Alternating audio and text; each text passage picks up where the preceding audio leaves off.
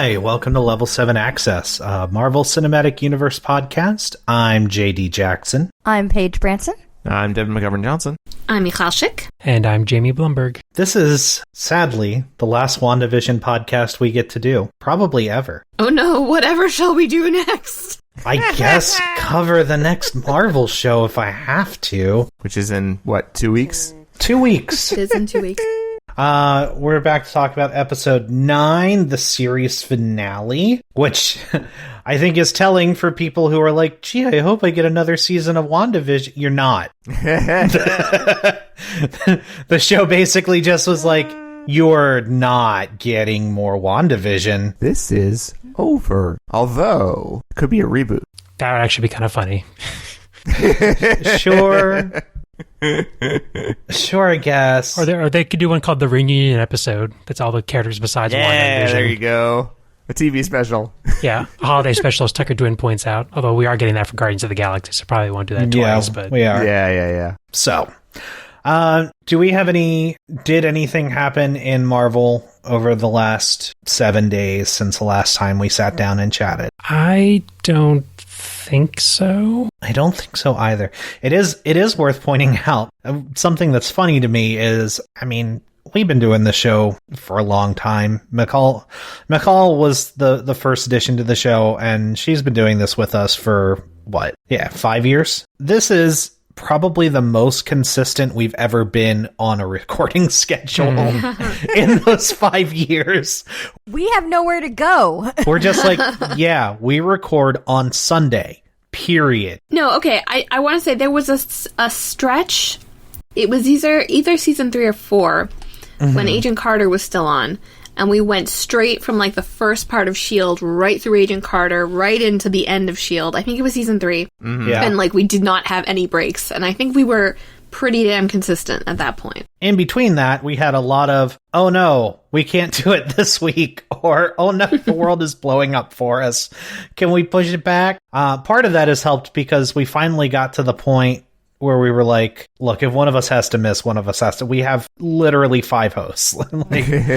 Or 4. How many people do this fucking podcast right now? It's 4.5. The way you count Paige, because she doesn't read. That's true. So, if one of us is missing, it's fine. Hell, some weeks, if 2 of us are missing, it's fine. So that is definitely helped. Yeah, when there's 3 people missing, it's weird, but it's also not terrible. It's happened. We've done it. So, but yeah, this has been by far, just aside from that stretch, the most consistent stretch of recording. I don't know. I just thought that was weird. I'm hoping that we'll get to kind of keep that going. It never helped also that Agents of S.H.I.E.L.D. decided to change what week it was on every couple of seasons. And which day of the week. Yeah. We know all of these are going to drop on Friday, so that's going to make it real easy moving forward.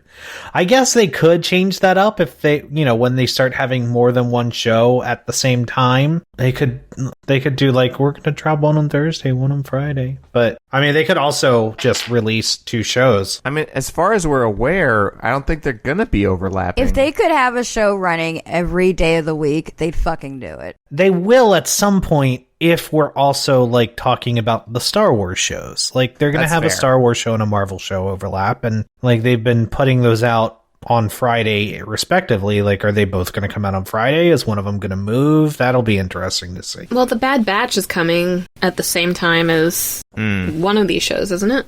Yeah, at the same time as Loki, I think. I think it's coming when Winter Soldier is wrapping up, approximately. That's on Hulu, right? No, that is on Disney Plus too? Yeah. Yeah, it's Disney Plus. Which one am I thinking of that's on Hulu? MODOK. That's on MODOK. Yeah, a whole different thing. Yep. So I don't know. That's a long form way of saying I'm interested in see how they decide to fuck up our recording schedule, but I'm guessing the Marvel shows will always come out on Friday, and my guess would be that they just also throw a Star Wars show at us on Fridays too, and tell us to deal with it. But yeah. Well, I'm gonna have to duck out on some of the upcoming ones because it is Passover.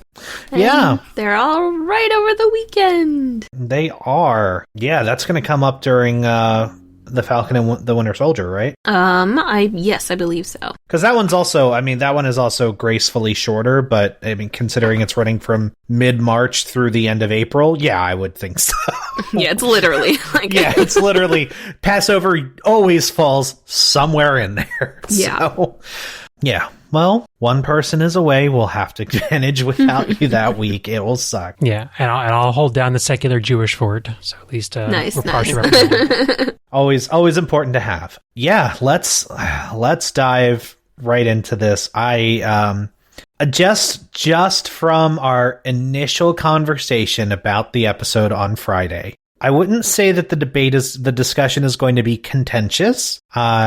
I think that we're all going to come from different places on it. And so I think getting out the how did we feel about it quickly is probably a good idea. So, Paige, I'm picking on you again. Would you like to go first? I really liked it. I really enjoyed the hell out of it. I thought it was a good ending. I'm totally fine with everything that happened. There are like some nits to pick for sure. But it didn't ruin my enjoyment of the finale and the series as a whole. Like, I guess I'm easy to please, and I'm totally fine. Goodbye!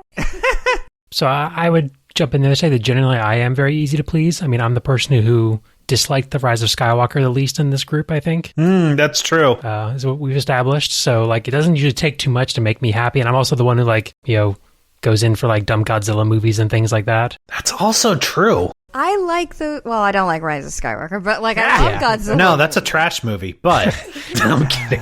But then again, Paige, you do like Iron Man 2, so I like Justin Hammer and like the Boyd. Right, this is what I'm saying. And as somebody who I rewatched Thor: The Dark World a few days ago because I was bored and because I wanted to see like how bad is this movie in retrospect, and like. It's not a good movie, but it's not a terrible movie. So that's kind of where I'm coming from when I say that I had a roller coaster of emotions with this episode that started fairly down and then has come back up a little bit. Because this episode feels like it is begging for an epilogue that it's probably never going to get. And for a while, that really bothered me until I realized that there might be reasons for that. Of the COVID-19 variety, that it's possible that the show may have literally been truncated by not being able to get people back together to finish filming it, potentially. And if that's the case, that's not great and that's not ideal. But yeah, somebody just suggested that Doctor Strange 2 is the epilogue. Which, I mean, that may be the case, but that's an awful long time to wait for an epilogue. Yeah, I suddenly don't give a shit about any of the other movies. I want Doctor Strange 2 right now. But, like, that's kind of, like, leans into why I'm okay with, like, all the unanswered things and everything, because this is the beginning of a brand new 10-year cycle, basically. Like, that started, like, we just got out of the cycle that started with Iron Man and ended with Endgame and, like, Spider-Man, European Vacation. And now we're starting a new thing. And it's okay to have unanswered things as long as there's payoff in the next 10 years. And I am willing to give them the benefit of the doubt on that because they fucking earned it over the last decade. So that's how I'm rationalizing this, is that we're at the very beginning of the roller coaster. Like, the roller coaster hasn't even left the station yet. WandaVision is us getting into the cart and strapping in into the rest of what they're planning. You know, acceptance is one of the grief stages, so... Well, to be fair, we weren't supposed to be in this car on the roller coaster. We were supposed to be in like the front car, and we're actually in like one of the later cars. Devin or McCall? I have issues with this. I feel bad because I didn't watch it again, and I do think I might have some more nuance about, if had I seen it again, or I might have liked it less. I don't know. I didn't hate it, but I didn't feel that it felt like it was of a piece with the rest of the series, and I think that's for both thematic reasons and for style reasons. I am kind of bummed that a lot of, like, almost all of the theories were cooler than what we got. But that's kind of not the show's fault. Like, I don't blame them for, like, the Mephisto stuff or whatever. Like, that came from us, you know? So I'm not like mad at them for that. It just happens to be like, I think it would have been cooler if, for example, the people in the commercials would have been their parents, you know? Like, it just is what it is. Yeah, I do have issues, though, with them just kind of deciding to end on just, like, a very typical, like, I mean, kind of like you could copy and paste this and be like, hey, what's everyone's least favorite part of Marvel movies? Oh, right, it's the dumb third act where nothing makes sense and you're just kicky, punchy, fly. There were so many people complaining about this show from the beginning, saying, oh, it doesn't have the Marvel action, it doesn't have people the punchy fighty. And then suddenly it's got the punchy fighty ending and everyone's like, why? And I'm like, motherfucker, pick one! Well, I wasn't like that. I know. I'm just saying, like just the general discourse around it. I'm just like, wait, God, pick one. Like, they did it right at the end. I mean, that's definitely true, but I also think there's some aspect to people not expecting this from a Marvel show and then kind of getting on board as it went and suddenly like got very on board with this show and what it was doing and then kind of wanted more of that and were a little disappointed when it went back to inarguably the original thing they wanted, which is to say people don't know what the fuck they want. But this felt to me more like a capitulation to that sensibility. And I'm not saying this is what they did, but it's just how it came across to me. Then kind of sticking to their guns as far as like the style of the show and kind of what made it unique. Like there definitely still is, there's emotional stuff in there. Like it doesn't forget that this is a show about grief and all that. But like I felt like it was not as finely presented and not as smartly presented. And also I didn't like what ended up happening with Agatha. Like she's just kind of like, give me your batteries. Like, that's it. That's why they're fighting. I mean, look, it gives Paige the ability it gives Sage Branson the ability to be like, I was right again. Yeah. Because she did call this last week. She was like, yeah, Agatha's just going to try to nom that power. Because that's what she's doing. And I was fine with that because I like a villain that just loves being themselves and loves just taking things and but she also seems to know more than she's letting on. So, or really has elaborated because she's still pretty cryptic about what have you done? You know, there's something else going on that they're going to have to circle back on her later. To be like, okay, what did you mean? You know, do you want to elaborate? I don't know about that though, because I don't have an issue, you know, as much as I didn't want that to be the outcome, I don't have an issue with Agatha being the villain. But I don't think give me your batteries is a compelling final conflict, you know, it doesn't have anything to do with what Wanda's actually struggling with. So it's not Agatha doesn't give a shit. She's that. No, I know that, force. But on a story level, it left me feeling kind of just why are we here? What are we gaining from this? You know, it's fun, but I think my issue with that, because I do sort of agree with the point you're making. I think my issue of it comes more from an angle of, if that was Agatha's motivation for all of this, they really didn't give that enough screen time. We got a flashback to show that, yeah, she's got a boner for power. That's why she gets a hold of the Darkhold. She's all about getting this forbidden knowledge and trying to grow in power. And that's it, homie. That's the only instance that we ever get of her character motivation, because then this whole episode, she kind of vacillates back and forth between I just want to eat your magic, and also being but I'm doing it to help you. And it's pick a lane is kind of where I got from it. If you're really just I'm all about power, that's what I want. Fuck you. I don't care.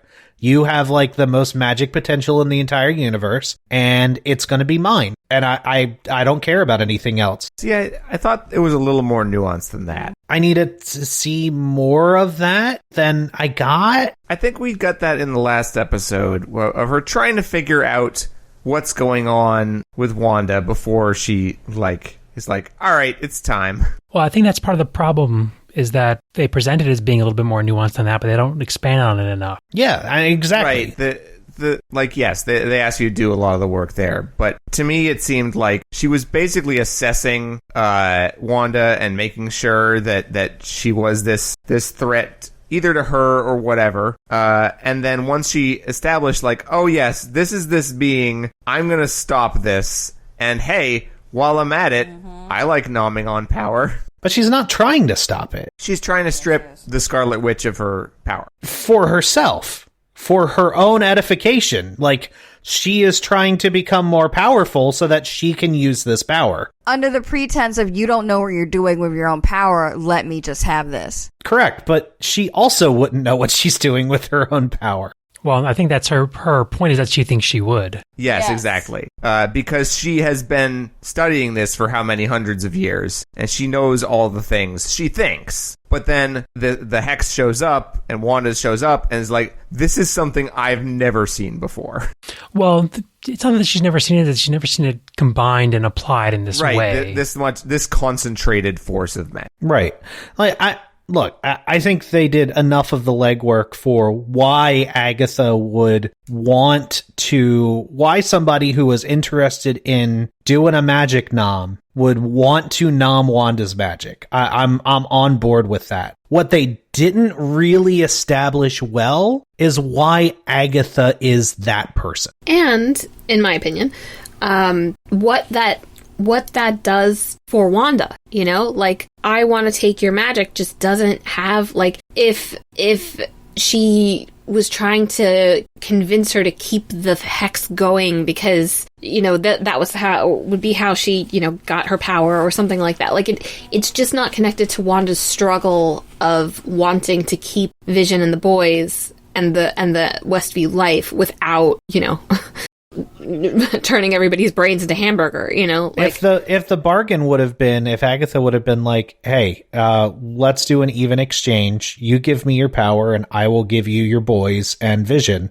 Which, I mean, she kind of hints at. She's basically like, I'll fix your... That's exactly what she said. That's not what she intended. No, but what she said is, I'll fix the Hex. So her thing is to basically keep this prison going. But she had no intention of doing that. She didn't, said that. She said that you can't fix that. I gather that, and I understand that. What I'm saying is the show, thematically, they need it to, I feel like, present her with a more perfect option for her to grab onto. Because, like, I don't know. Wanda is never going to, once she is at the point where she is in this episode, where she has fully realized what she has done, like, she is no longer a hero if she willingly decides to stick with that. So, like, Agatha intrinsically offering her, like, hey, you give me this magic, I will make sure to keep your boys and Vision alive, we can take down the Hex, and I will take this burden off of you that you can't control. And have that legitimately be a struggle for Wanda, because it's not a struggle for Wanda. Wanda kind of pretends like she's caving into it to basically lull her into a false sense of security. Like, I feel like it would have been way more in keeping with the theme of the show to have that be a struggle for her. I think on that theme that you're discussing, what would have worked so much better for me is if, like, Agatha offers Wanda something that Wanda has, some sort of, seductive bargain, basically, that Wanda has to turn down out of her own volition. Exactly. And that Wanda is the one who realizes that she's been causing too much pain to the residents and decides to let them go for that reason, not being forced into it by Agatha. The other thing I will say, like, looking back at the entirety of the series, I think the Agatha reveal probably comes an episode or two late. I really feel like we needed to spend more time with exploring Agatha's motivations for why she's doing what she's doing. And honestly, spending more time with her fucking with Wanda's head. I think it would have been fun. I don't want to second guess them on this too much, because I'm sure this is exactly the type of thing that like, you spend ages talking about in a writer's room. But, like, right. I feel like if Agatha had driven away from Vision in the Halloween episode, and just winked at the camera or something, and then we'd gotten some Agatha all along type thing, or something like that, it would have been a lot more satisfying, like, because it's still a satisfying reveal that if we don't know, it's still the laws of tension, right? Like, if we don't know that she's, you know, or we know, but Wanda doesn't know that she's evil, you know. So to tell us before Wanda might have helped. I mean, that's not my biggest problem with it, but it could have helped. That song still slaps, though. Oh yeah, It does totally. slap. I've still Yeah, had it it's stuck in real my head. good. No complaints with any of the music in this show. Yeah, No. But okay, but that's something else though. Like I feel like not that we needed a song and dance or whatever theme song for this episode, but they have so much imagery that they can play with and so much language, you know, in terms of what they've been doing with all the titles and stuff, and they that's such a rich thing, and they don't do any of it. Like it's really just left with, you know, like, okay, so, you know, it's the Marvel language. That's it. And I found that really kind of frustrating because it was part of what made the show so interesting and special, is that they were embracing and playing with these concepts, and like, yeah, just I don't know, it kind of bums me out that ended. So Raph actually asked, do we think that we are missing an episode? And I'm not so sure that we're missing a full episode, but I would imagine that we're probably missing some little bits here and there that either were going to be reshot or were going to be shot and didn't get to be done,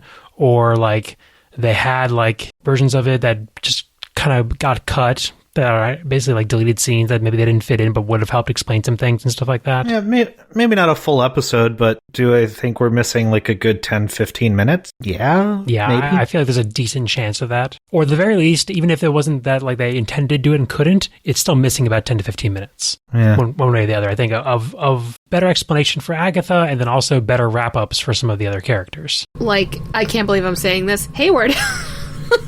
Yeah.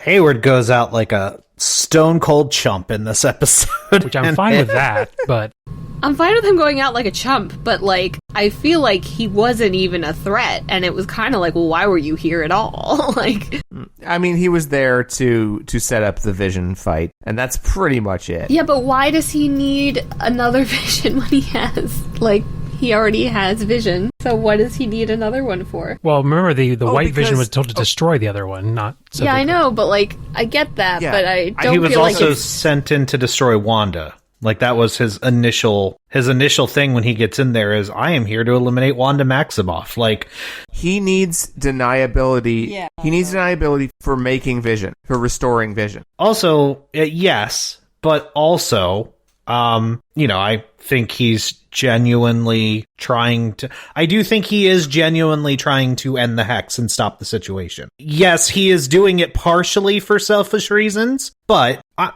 because he obviously does not care if he murders Wanda to do it. Like, does not give a fuck. He doesn't care if he kills everyone. Yeah, he doesn't inside care the about Hex. murdering the town, too. I mean, he would do that if he needed to, but if Vision, like, if White Vision takes out Wanda, Hayward leaves. Like, I don't think he continues to then slaughter the town. I don't think he leaves. I think he comes in like a conquering hero. Yeah, and I don't think his next goal is, all right, well, Vision, I want you to go door to door and start murdering all the anyone that you find, children No included. witnesses. Like, I don't think that's his goal here, is what I'm saying. But again, he doesn't know what happens when you kill Wanda. What if you kill Wanda and the Hex collapses into a black hole? Sure, I don't think he cares if there's collateral damage. Right. That's different than I am out to destroy the town. That's very nuanced. I mean, I think there is a difference. However, it is, for a character like this, I think not necessarily as useful. Like, that nuance is not as helpful as it might be otherwise. Also, Devin, it is slightly nuanced in that one of them is manslaughter and one of them is murder.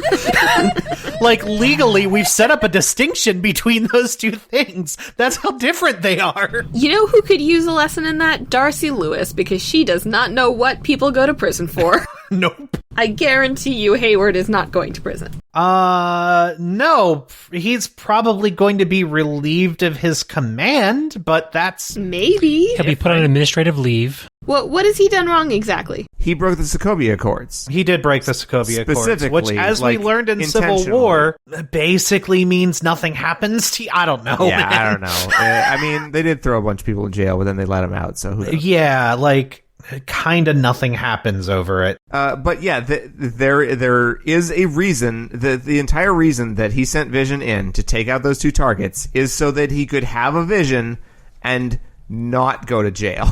He was claiming moral high ground all over the place, but he was willing to sacrifice an entire town just so he could have a big weapon and not go to jail. Yeah. Yeah. On that we agree. So, how great was Paul Bettany playing the two Visions? Oh, so good. That Just was so fun. The face, the scowl that White Vision has. I mean, their conflict, their conflict, I feel, is the strongest conflict. It is the stronger of the two. That's my favorite part of the episode. Yeah, it is the stronger of the two conflicts in the episode, which I'm glad for it. Like, I really enjoyed that wrap up. I agree with you, McCall. I wish that wasn't the stronger of the two, but I do appreciate it for what it is. Like, it's really well done. Yeah, I just love the face that he makes as White Vision when he's talking, and the way he talks as well is just so great. And the way that it all changes, it shifts as soon as the other Vision restores his memories. Yeah. I love his face when he's like, I request elaboration. Wait, what?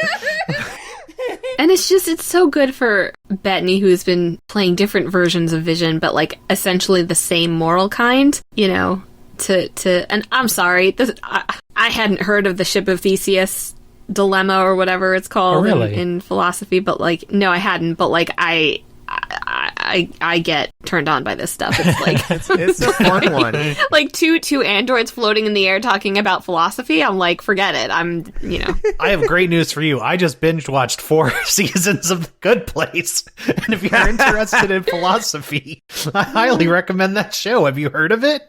I'm not dignifying you with an answer. I know.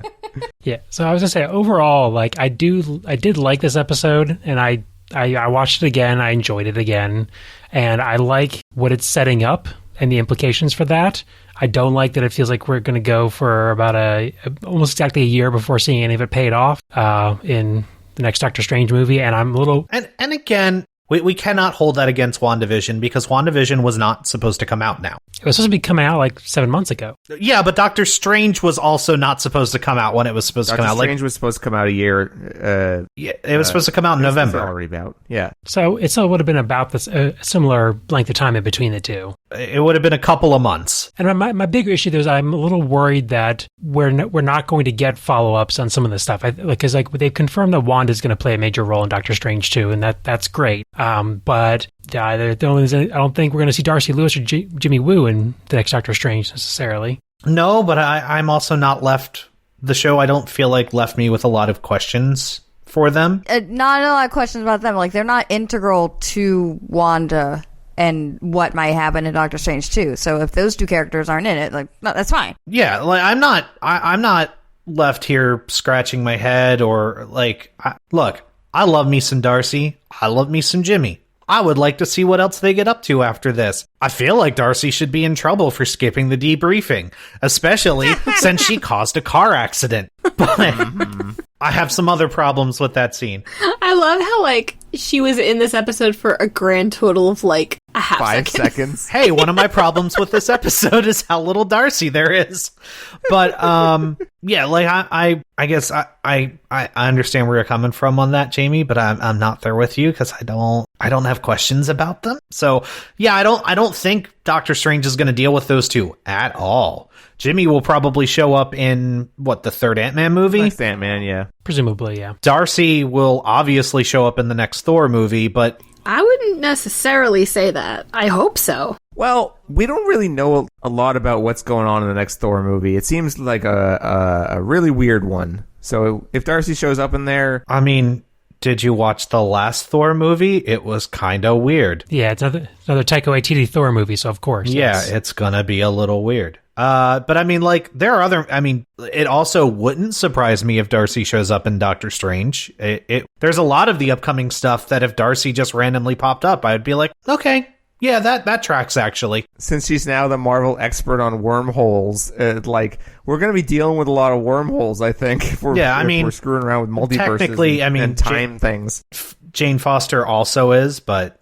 I guess you could say that there's a little news in that a blurry picture of Natalie Portman on the set of Love and Thunder came out, and that is... have you guys seen it? Yeah, she's pretty swole in the picture. It's the gun show. Yes. I have seen the gun show. The gun show has been Now, viewed. did she have as much of a swole up as Kumail Nanjiani had for Eternals? Okay, no. Well, I mean, she's also wearing a t-shirt, so who knows? Sure. But she looked very good. Looked like she could lift a hammer, potentially. Depends on whether or not she's worthy. Oh, I think we can agree that she is. Of course she's worthy. She's Jane Foster. Natalie Portman's always worthy. Yes. I do just want to say, I feel like a little bit of this is some of the same Agents of S.H.I.E.L.D. issue, which is that, you can't make TV, even Disney Plus, quite as fast as you need to catch up with the movies, they can't, they can now pivot maybe and be like, okay, script for Ant-Man, Jimmy Woo gets a much bigger part because he was a huge hit, but Love and Thunder's written. They're filming. So, maybe Darcy's in it, but, and maybe they planned that ahead, but if they weren't expecting that, which they might not have been, because, again, show wasn't supposed to come out now, there's, they have way more flexibility than they did with the broadcast model, but just not as much as, it's not exactly the same. Real quick on Darcy, an article from February 7th says that Thor 4 is already filming without WandaVision's Kat Dennings, but she reveals there's more in the MCU for her to come. So there's probably something else with her at some point, but it's probably not going to be the next Thor movie. Could be Spooderman. It could be Spooderman. Spooderman. Yeah, if there's anybody that deserved to get superpowers after this, you should have given Darcy something. Just saying. I'm sorry, Taika Waititi's dialogue in Kat Dennings' mouth, I'm very upset that we're not getting that. I mean, there's something to be said about keeping characters human. Tell that to Monica. Oh no, she was like, all right, it's go time. There's all kinds of characters and all kinds of writing and things that they're setting up in this show, and they can't necessarily predict fan reactions, but there are definitely threads being thrown, especially Monica. That end, one of the two end scenes we get is specifically. Oh wait, no, that's before the end scenes. Actually, that's the literal last scene of the show. Is, hey Monica, it's time. Again, I didn't feel like we got enough with her. Oh, I hard agree. I don't think that this episode I will agree with. Did fucking anything for her. Yeah. And she doesn't get to have an emotional response to, okay, I like that she puts it out there, who among us would not, if we had Wanda's power, do what Wanda did. I think that's an important thing to say in the show. But I also feel like Monica was in there for a while and had some quite negative experiences and, could have been, there isn't really, an acknowledgement of the degree of what Wanda's done. Everybody's just kind of, I found the scene where, they're all staring daggers at her and, no, they can't do anything because she's way more powerful than they are. I found that really effective, but, I do think that Monica's reaction could have been a little bit more nuanced than just, well, Well, and you know what that scene is missing? A fucking apology from Wanda. Yeah, that scene is missing some realization from Wanda that she fucked it up. It's missing consequence. It doesn't matter what she intended. The reality, because earlier when Agatha frees them and they're all talking about how terrible it is, and she's like, no, you're safe here, I made everything good, but there's no recognition from her that it doesn't matter what she wanted to happen. What matters is how they felt about it. Yeah, and I also I will put out there that in this case the consequences of what happened, of what she did, are probably what we just saw was the pebble tossed in the pond. Because, I can see the dominoes that they're setting up, sort of, where, Wanda clearly has to go away. Wanda needs to be in timeout on her own now because Wanda is too dangerous to be around other people right now. Since she is going off on her own, she's got this Book of the Damned and a lot of time to try to figure out how to get better at her powers.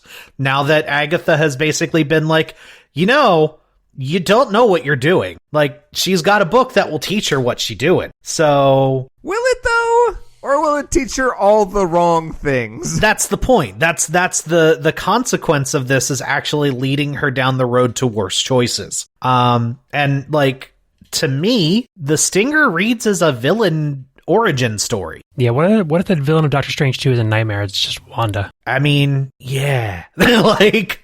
Or caused by, if Nightmare is caused by Wanda. Like, if not a villain, then an unintentional antagonist. Like, the cause of whatever. I don't know how much longer it's going to be unintentional is the problem. But yeah. Yeah. But, yeah, like, that was the way that read to me, was like, yeah, in the moment right now, she basically gets to, like, put her hood up, not apologize for anything that she's done. She leaves the show basically in a slightly more understanding spot than she started the show.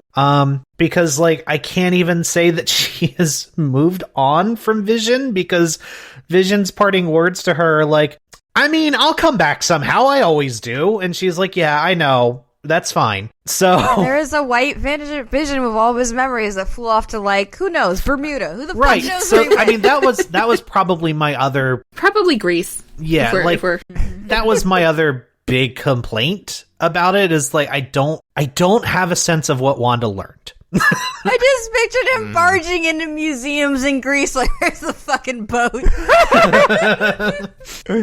I need to scan this boat. But yeah, like I don't know. I feel like she will get consequences, but they're not going to be. They are going to continue to be not good for everyone else around her. But yeah, sorry, I didn't mean to go off on my tangent there. No, it's complicated, and a lot of it is, I think. It's very difficult to decide kind of what was successful in what there's a lot of restraint in this episode. And some of that is effective and some of it is not. Devin, I will pass the ball over to you. I'm probably more in line with where Paige is. Like, I like the episode. I like a lot of where people ended up, and things felt if not satisfying to me, then like this was the logical conclusion of where we were going with this. Yeah, and as far as like being disappointed about fan theories and things, like, I've had so many theories and things that have not turned out to be the case. It's like, what's a couple more?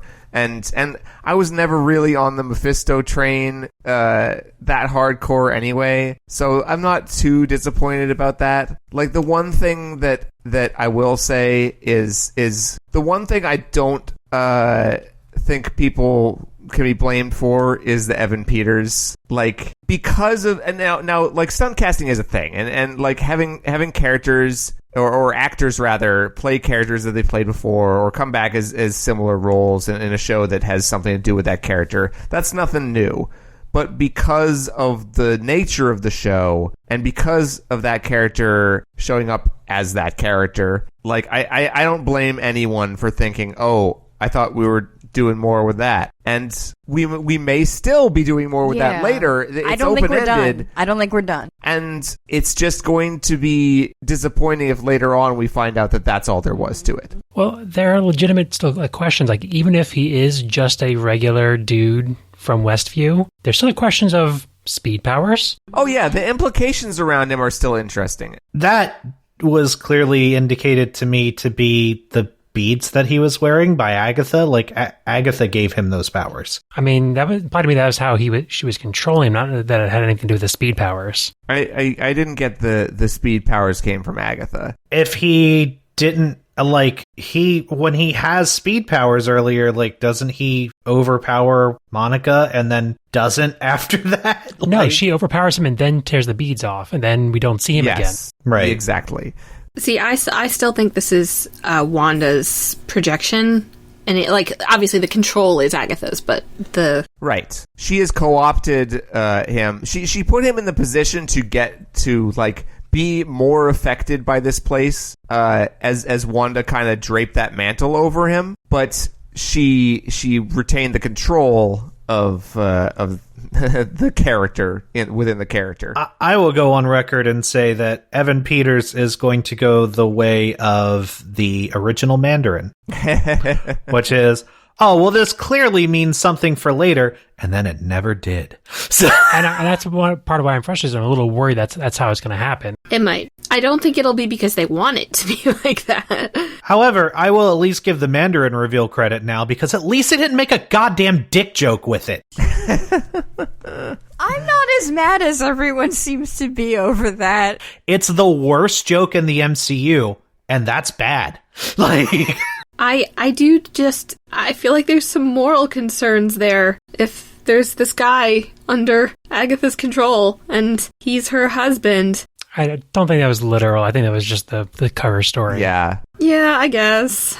Because, I mean, Wanda was controlling everybody for days or weeks, and who knows what she was making them do during that time, and who knows how much of they're going to remember and that kind of stuff. I mean, obviously, like, the thing with, Evan Peters was clearly, like, stuffed up in his attic by Agatha and was under her control, and also under her protection, because he seemingly was unaffected by what Wanda was doing. And Wanda had no recollection of him or acknowledgement that he existed before Agatha has him show up at her door. So, like, that's kind of, and I think that was kind of hinted at with, like, him having a whole man cave that he's been, like, living in for weeks.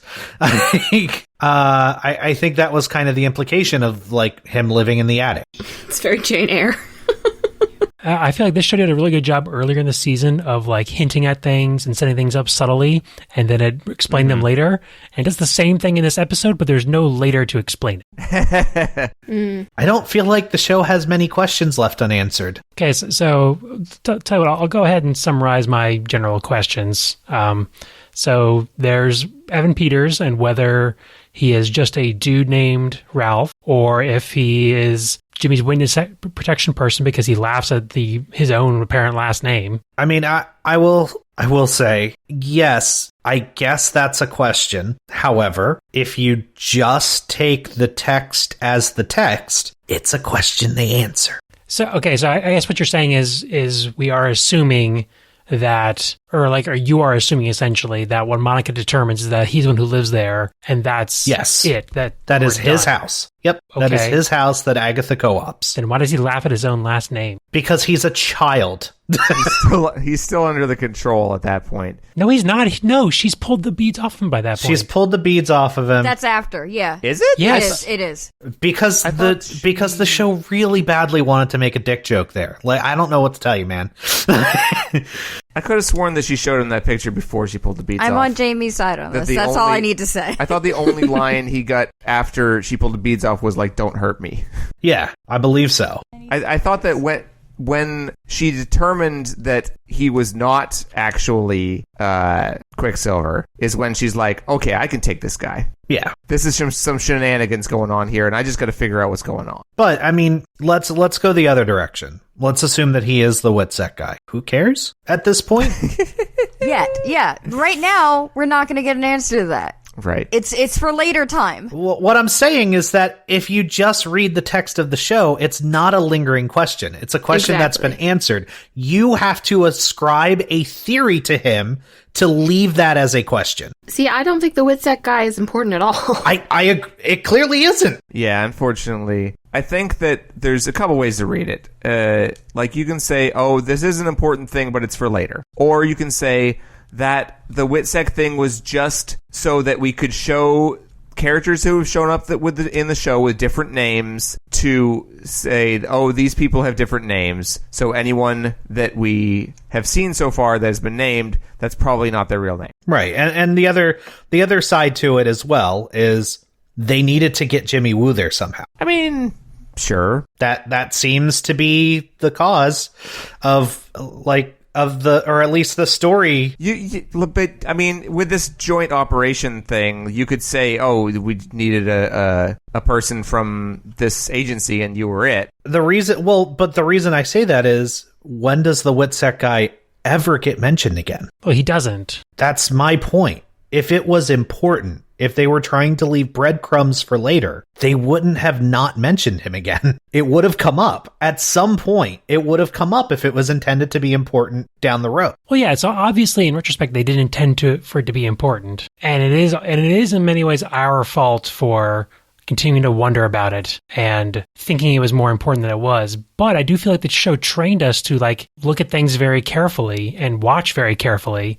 I agree with you. And then when they drop something that they don't follow up on, or that turns out wasn't important, it feels like a little bit of a misuse of our trust, essentially. I absolutely agree with you. And I don't think that that's the only instance of that happening. Matt Shackman basically like went on a mini apology tour over the aerospace engineer, because that's the question he's been getting in like half of his interviews after the finale was, what the fuck was this?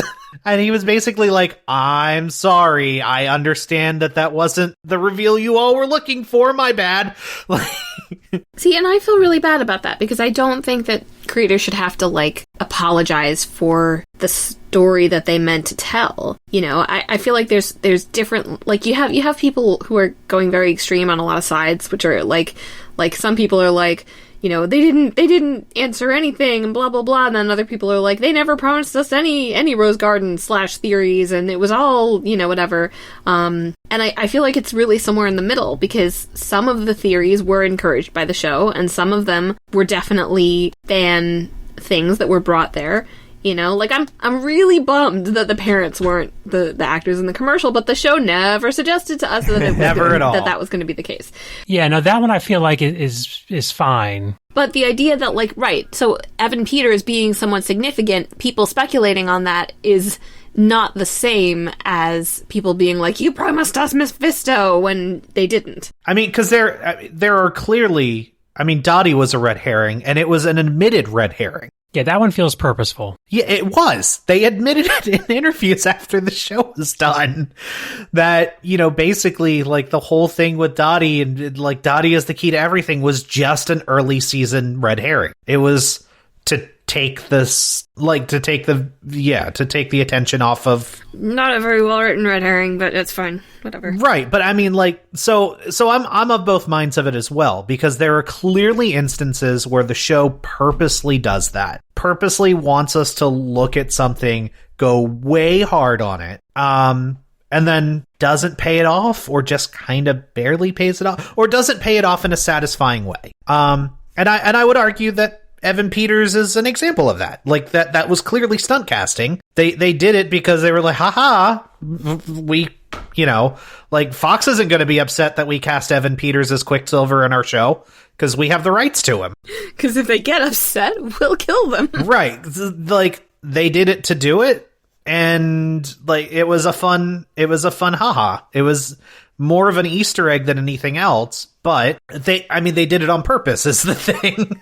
Yeah, no, I think the problem is the show sets up many things on purpose, and then it sets up other things unintentionally, and then it doesn't realize that they've set them up, and therefore doesn't follow up on them. So it feels like there should have been somebody in the writer's room to be like, hey, that WITSEC thing, we going to come back to that? Do we think people are going to care that we said that and just sort of drop that fact out there? And I mean, like, part of it also is that, I mean, clearly, and we had this kind of running debate through the show of, like, some things make sense. Like, some of the Easter eggs actually mean something. Some of them don't. Right. Some things are hints. Some things are just Easter eggs. Like the helmet and the floorboards of the one thing was nothing. But the pointing to Agatha in that same credit sequence was something, you know. So, like, there were also those things, and I'm not as upset about those with the Easter egg stuff, but, like, the purposeful designs around Dottie, around Evan Peters, or, like, things like that,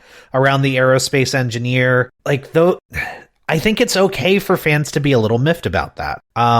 And not because That not because like, oh well, they didn't give me Reed Richards. Like I think that's a very reductive and kind of shitty way to do it, because then like the only way they could have paid that off for you is if they literally backdoored piloted the Fantastic Four for you. Yeah, and I feel like that's unreasonable. But like if they're gonna throw out something like that and have it be a thing, and then for them to just drop it and have it be meaningless, that is kind of a shitty move. And there's a cumulative effect, right? So, like, if John Krasinski as Reed Richards had strolled in whatever episode, I guarantee you we'd be a lot less annoyed about the Witsec guy. That's true, because it feels like there's a few different unintentional letdowns.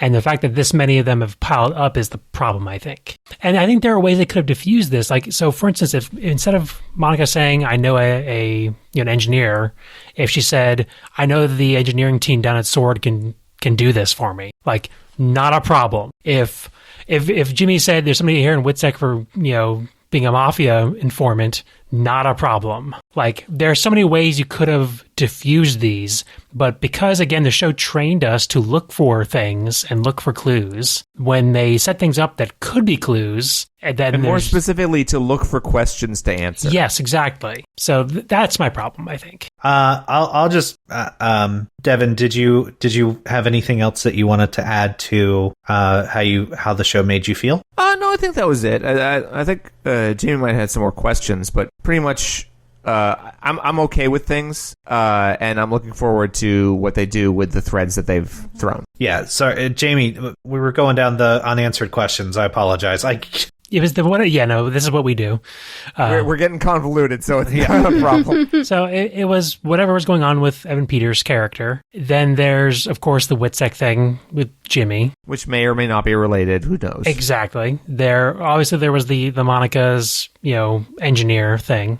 I had some questions. I feel like there's a missed opportunity to have this girl that meets up with Monica be Talos' daughter, and it would have been a lot awesome if it'd be like, oh hey, character whose name I don't know if we learned back in Captain Marvel. It's been a long time.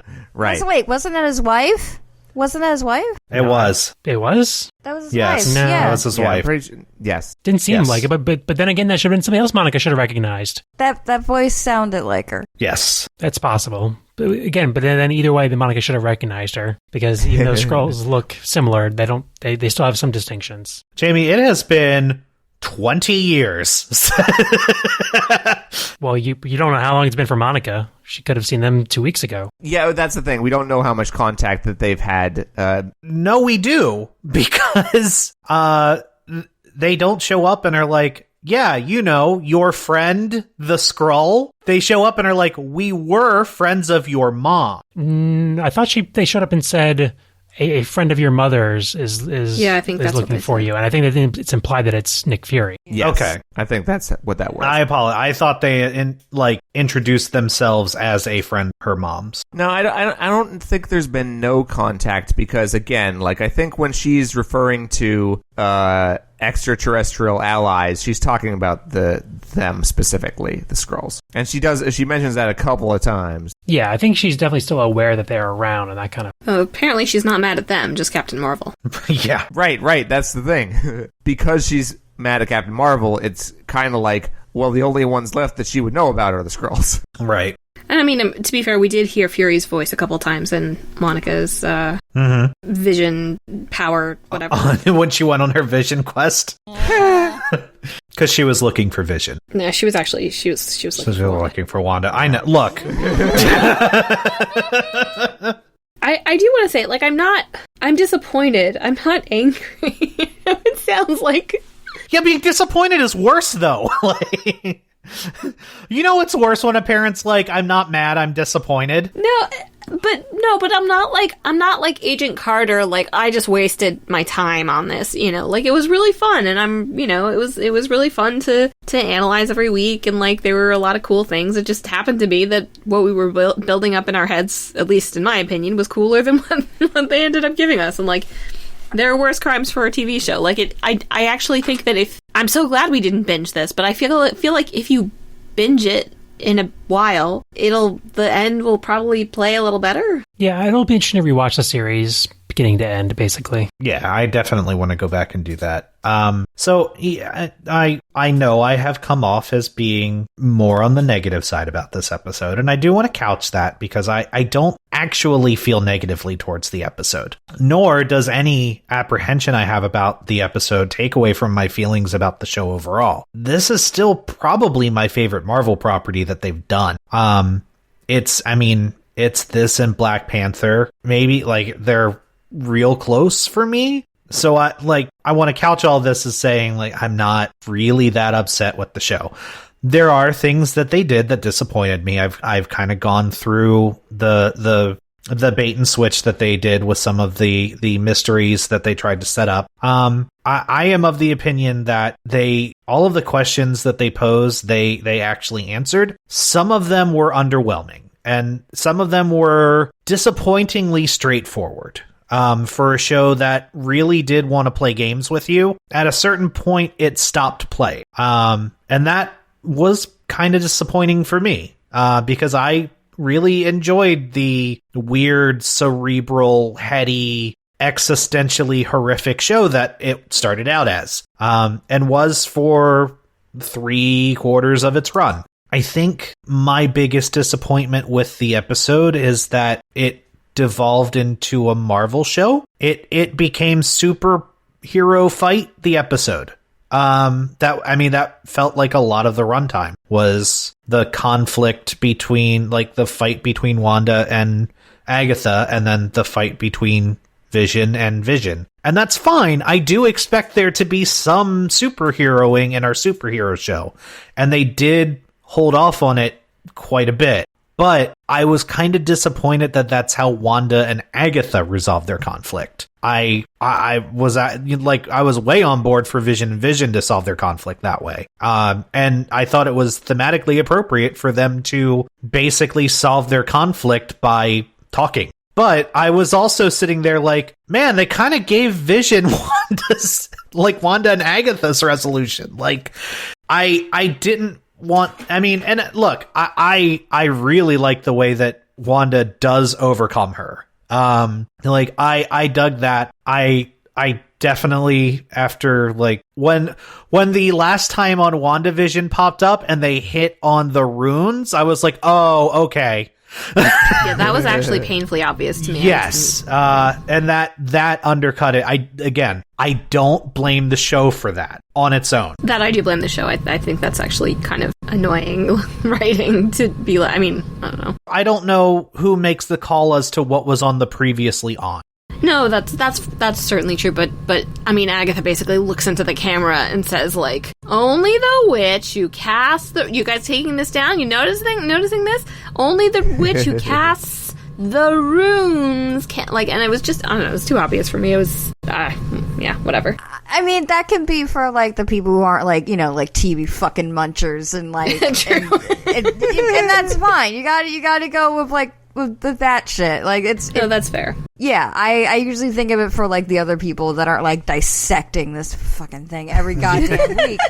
So, that's fine. What I will say is, I think how I could sum up my vague disappointment about the episode is, I'm disappointed they went safe. Because this was a show that took a lot of risks. And at the end of the day, when they had a chance to do something really crazy with their wrap-up, it was very safe. It was, like, formulaically safe. So, I think that's where my disappointment comes in from. Now, does that ruin the show for me? Absolutely not. And JD, you've grown.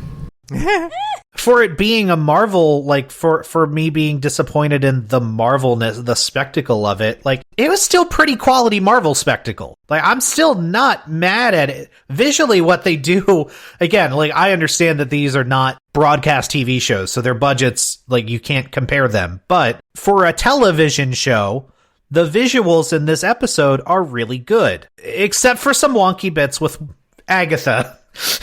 I spent the last few minutes looking into this. The Skrull that we meet at the end of WandaVision is not Talos' wife, whose name is Soren. What? It's a different actress.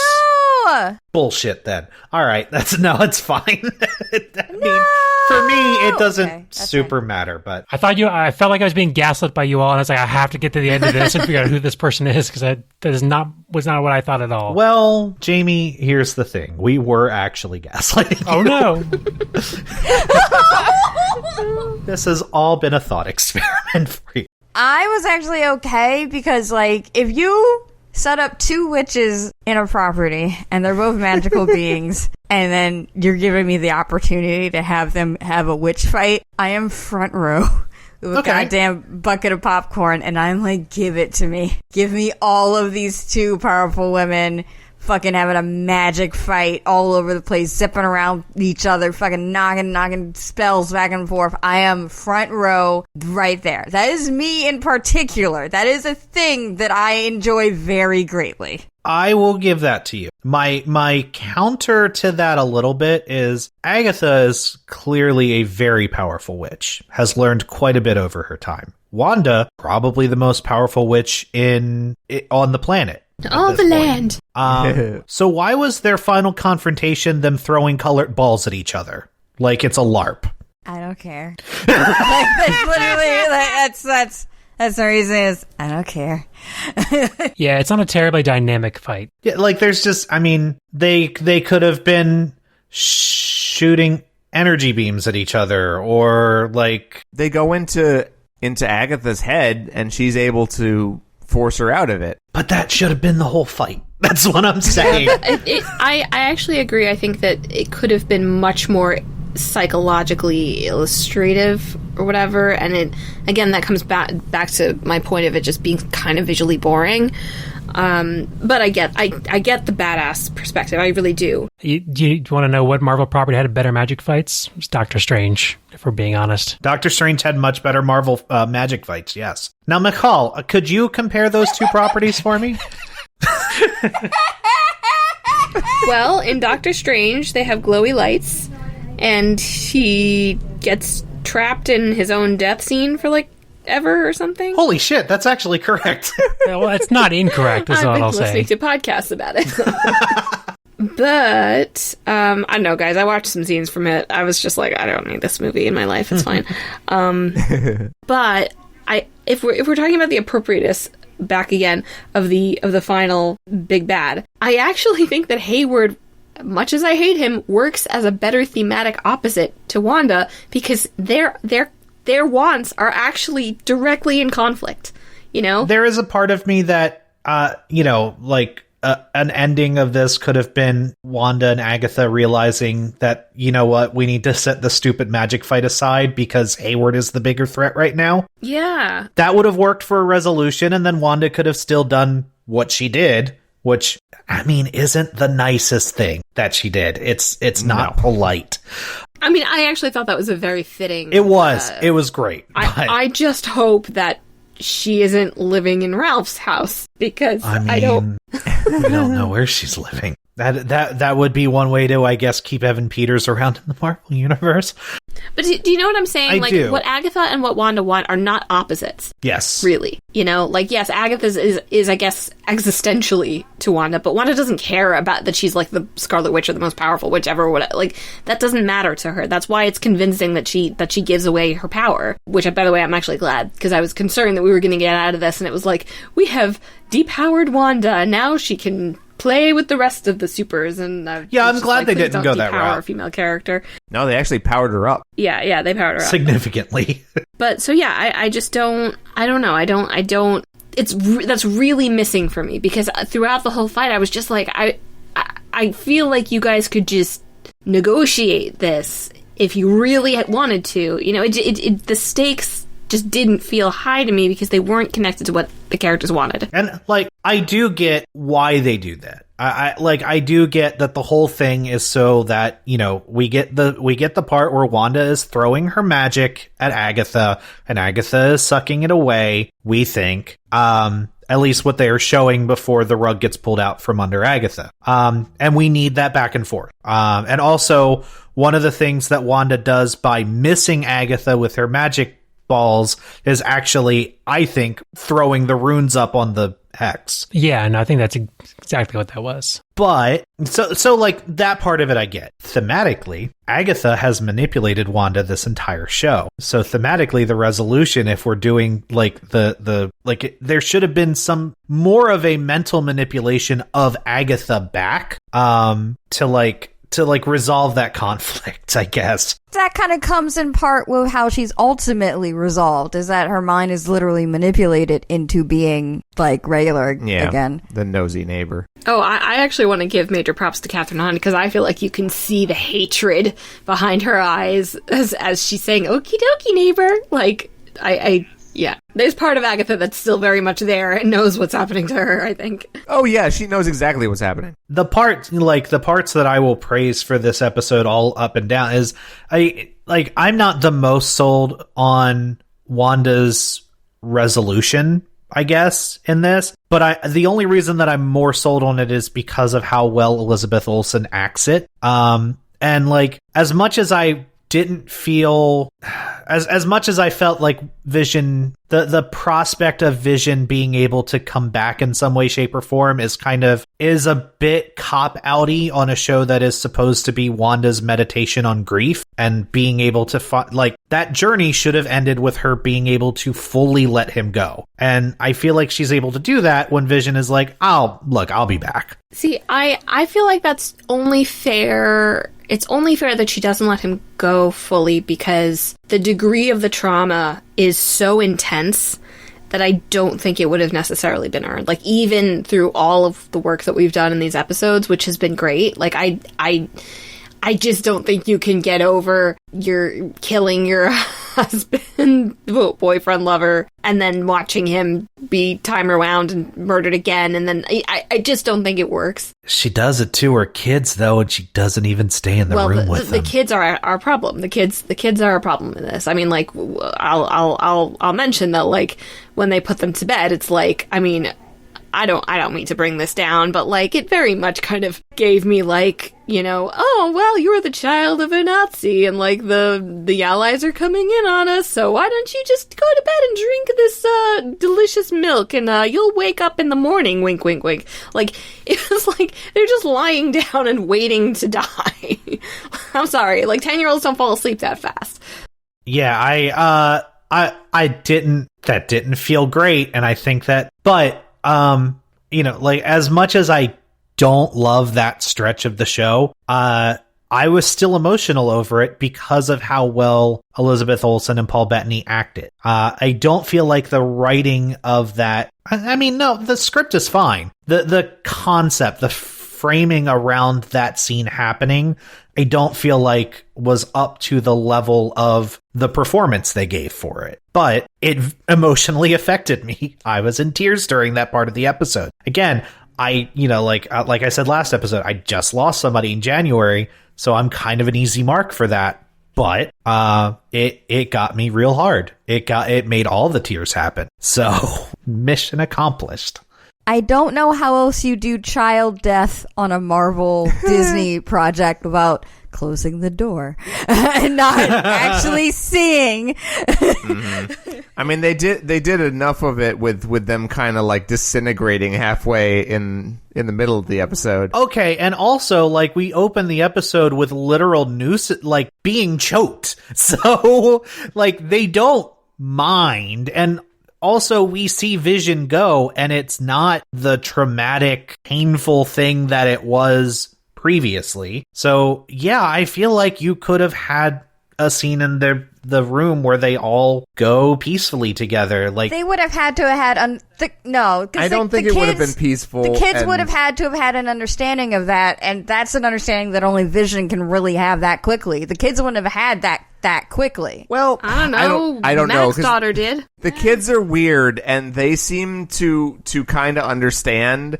Like, they don't really say anything, but it's just from like the looks everyone's giving each other. They're like, yeah, you're saying words, but those are for you. We know what's going on. I argue that the kids know exactly what's about to happen to them. That would be my argument. In which case, yeah, I'm pretty sure they would go peaceful. Like, you could have done that with the group hugging, and then you do a camera spin, and then it's just Wanda there. Like, there are ways to do it. But the way it plays out is like she prioritizes her relationship with Vision over the relationship with the boys. That's how it reads, and it's not good. To be fair, those boys have been there for like 7 minutes. I understand that, which is why I won't go there. Oh no, I'll go there. Vision's dick is that spectacular that she needs to say goodbye to it personally. Wow. I was going to be like, well, that's why it takes, new parents at least 2 months to even slightly give a fuck about their kids. Yikes. I'm still going my route. Yeah, of course you are. That's fair. Yeah, that's fair. So real quick, though, Tucker Dwin on Discord had a really great question about, is Agatha's basement still there? And is Senior Scratchy still there? I think so. No idea. Senior Scratchy is actually a one of those, not a major problem, but it bugs me that there wasn't. That there's a carnivorous rabbit just running around. Yeah. He was a rabbit.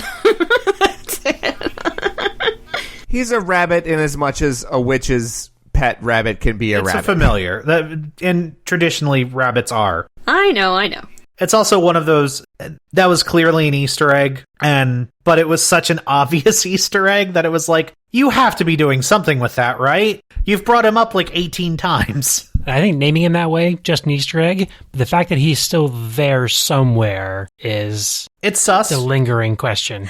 I just want like a random rabbit just to appear in any of like the Marvel movies, just somehow looking menacingly over what's happening. It was Scratchy all along. I will go out and say that if that rabbit pops up in the background of any future Marvel movie, I will retroactively award WandaVision extra points. I will withdraw one of my complaints about them setting up something that they don't follow through on well or satisfactorily. Not even that, just Senior Scratchy hopping in the background of a random scene in like Doctor Strange, just there. Doesn't even need to be attached to Agatha, just in the background. If he shows up and starts bothering Wanda. It would be pretty funny if like he's just the rabbit's just there and Wong or something is like, what's with the rabbit? And he's like, I don't know, it just showed up. It's following me, I have no idea. I mean, it could now be connected to Wanda since she stole the magic. She might have stolen the connection too. Yeah, because like you defeated my witch, now you're my witch. But one other thing I wanted to ask is in some ways, is Wanda and Agatha's conflict kind of like a sitcom conflict where it's partially a conflict because of omission of information? To some extent, yes. Yeah. Intentional omission. Yeah, I feel like if Agatha was maybe way more clear about why she was trying to do this, like maybe Wanda could have been more clear about what her goals were, and then they could have come to some sort of arrangement. But right, they didn't get that chance because they didn't talk to each other. I feel like that's on purpose because I feel like we're going to come back to Agatha and be like, "Hey, about that, can we elaborate in like a paragraph this time?" Mm-hmm. Well, I mean, where I kind of see this going is at some point Wanda realizing she needs to have Agatha to learn more. Yeah. She needs a teacher. Her knowledge and experience. And we will eventually get Agatha in the role of teaching Wanda, whether it's willingly or less so. Well, like, if Agatha can be like the new Loki going forward, that seems like that would be a pretty fitting role for her, where she is chaotically out for herself. But, if you need her, maybe she's not the first person you go to trust, but somebody you can go to. A big chaotic neutral energy. I can't imagine a MCU in which we have an Agatha sitting there in Westview that goes unused moving forward. Like, they so expressly set up the fact that she's just there. I cannot imagine them not coming back to her. I would not be quite that confident. However, I hope you're right. Anyone have it? Oh, God. I'm sorry. Tucker Dwin just showed the blurry Natalie Portman pic, and I will take both tickets to that gun show. Holy shit. It's wonderful, isn't it? She could twist my head off. What's the new phrase? She can step on me? Yeah. Yes.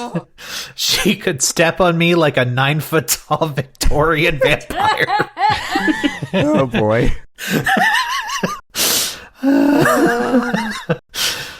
That internet joke is at least 4 weeks late. All right. Chris Hemsworth with a brunette wig. This is like one of the first times that we've done the show with the live stream that I'm actually sitting here with the Discord up. It's good, isn't it? Y'all are funny. If you've never joined when we record the show, we do it live, and we do it. We let folks listen into our recording on our Discord, and a lot of times we will mention something that gets said in the Discord because folks are kind of chatting along with us. So if we catch something or something jumps out to us with a question, like we'll usually grab it. So yeah, I would love to have more people in there because it's really good. Yeah, as Raph says, in front of a live audience. So yeah.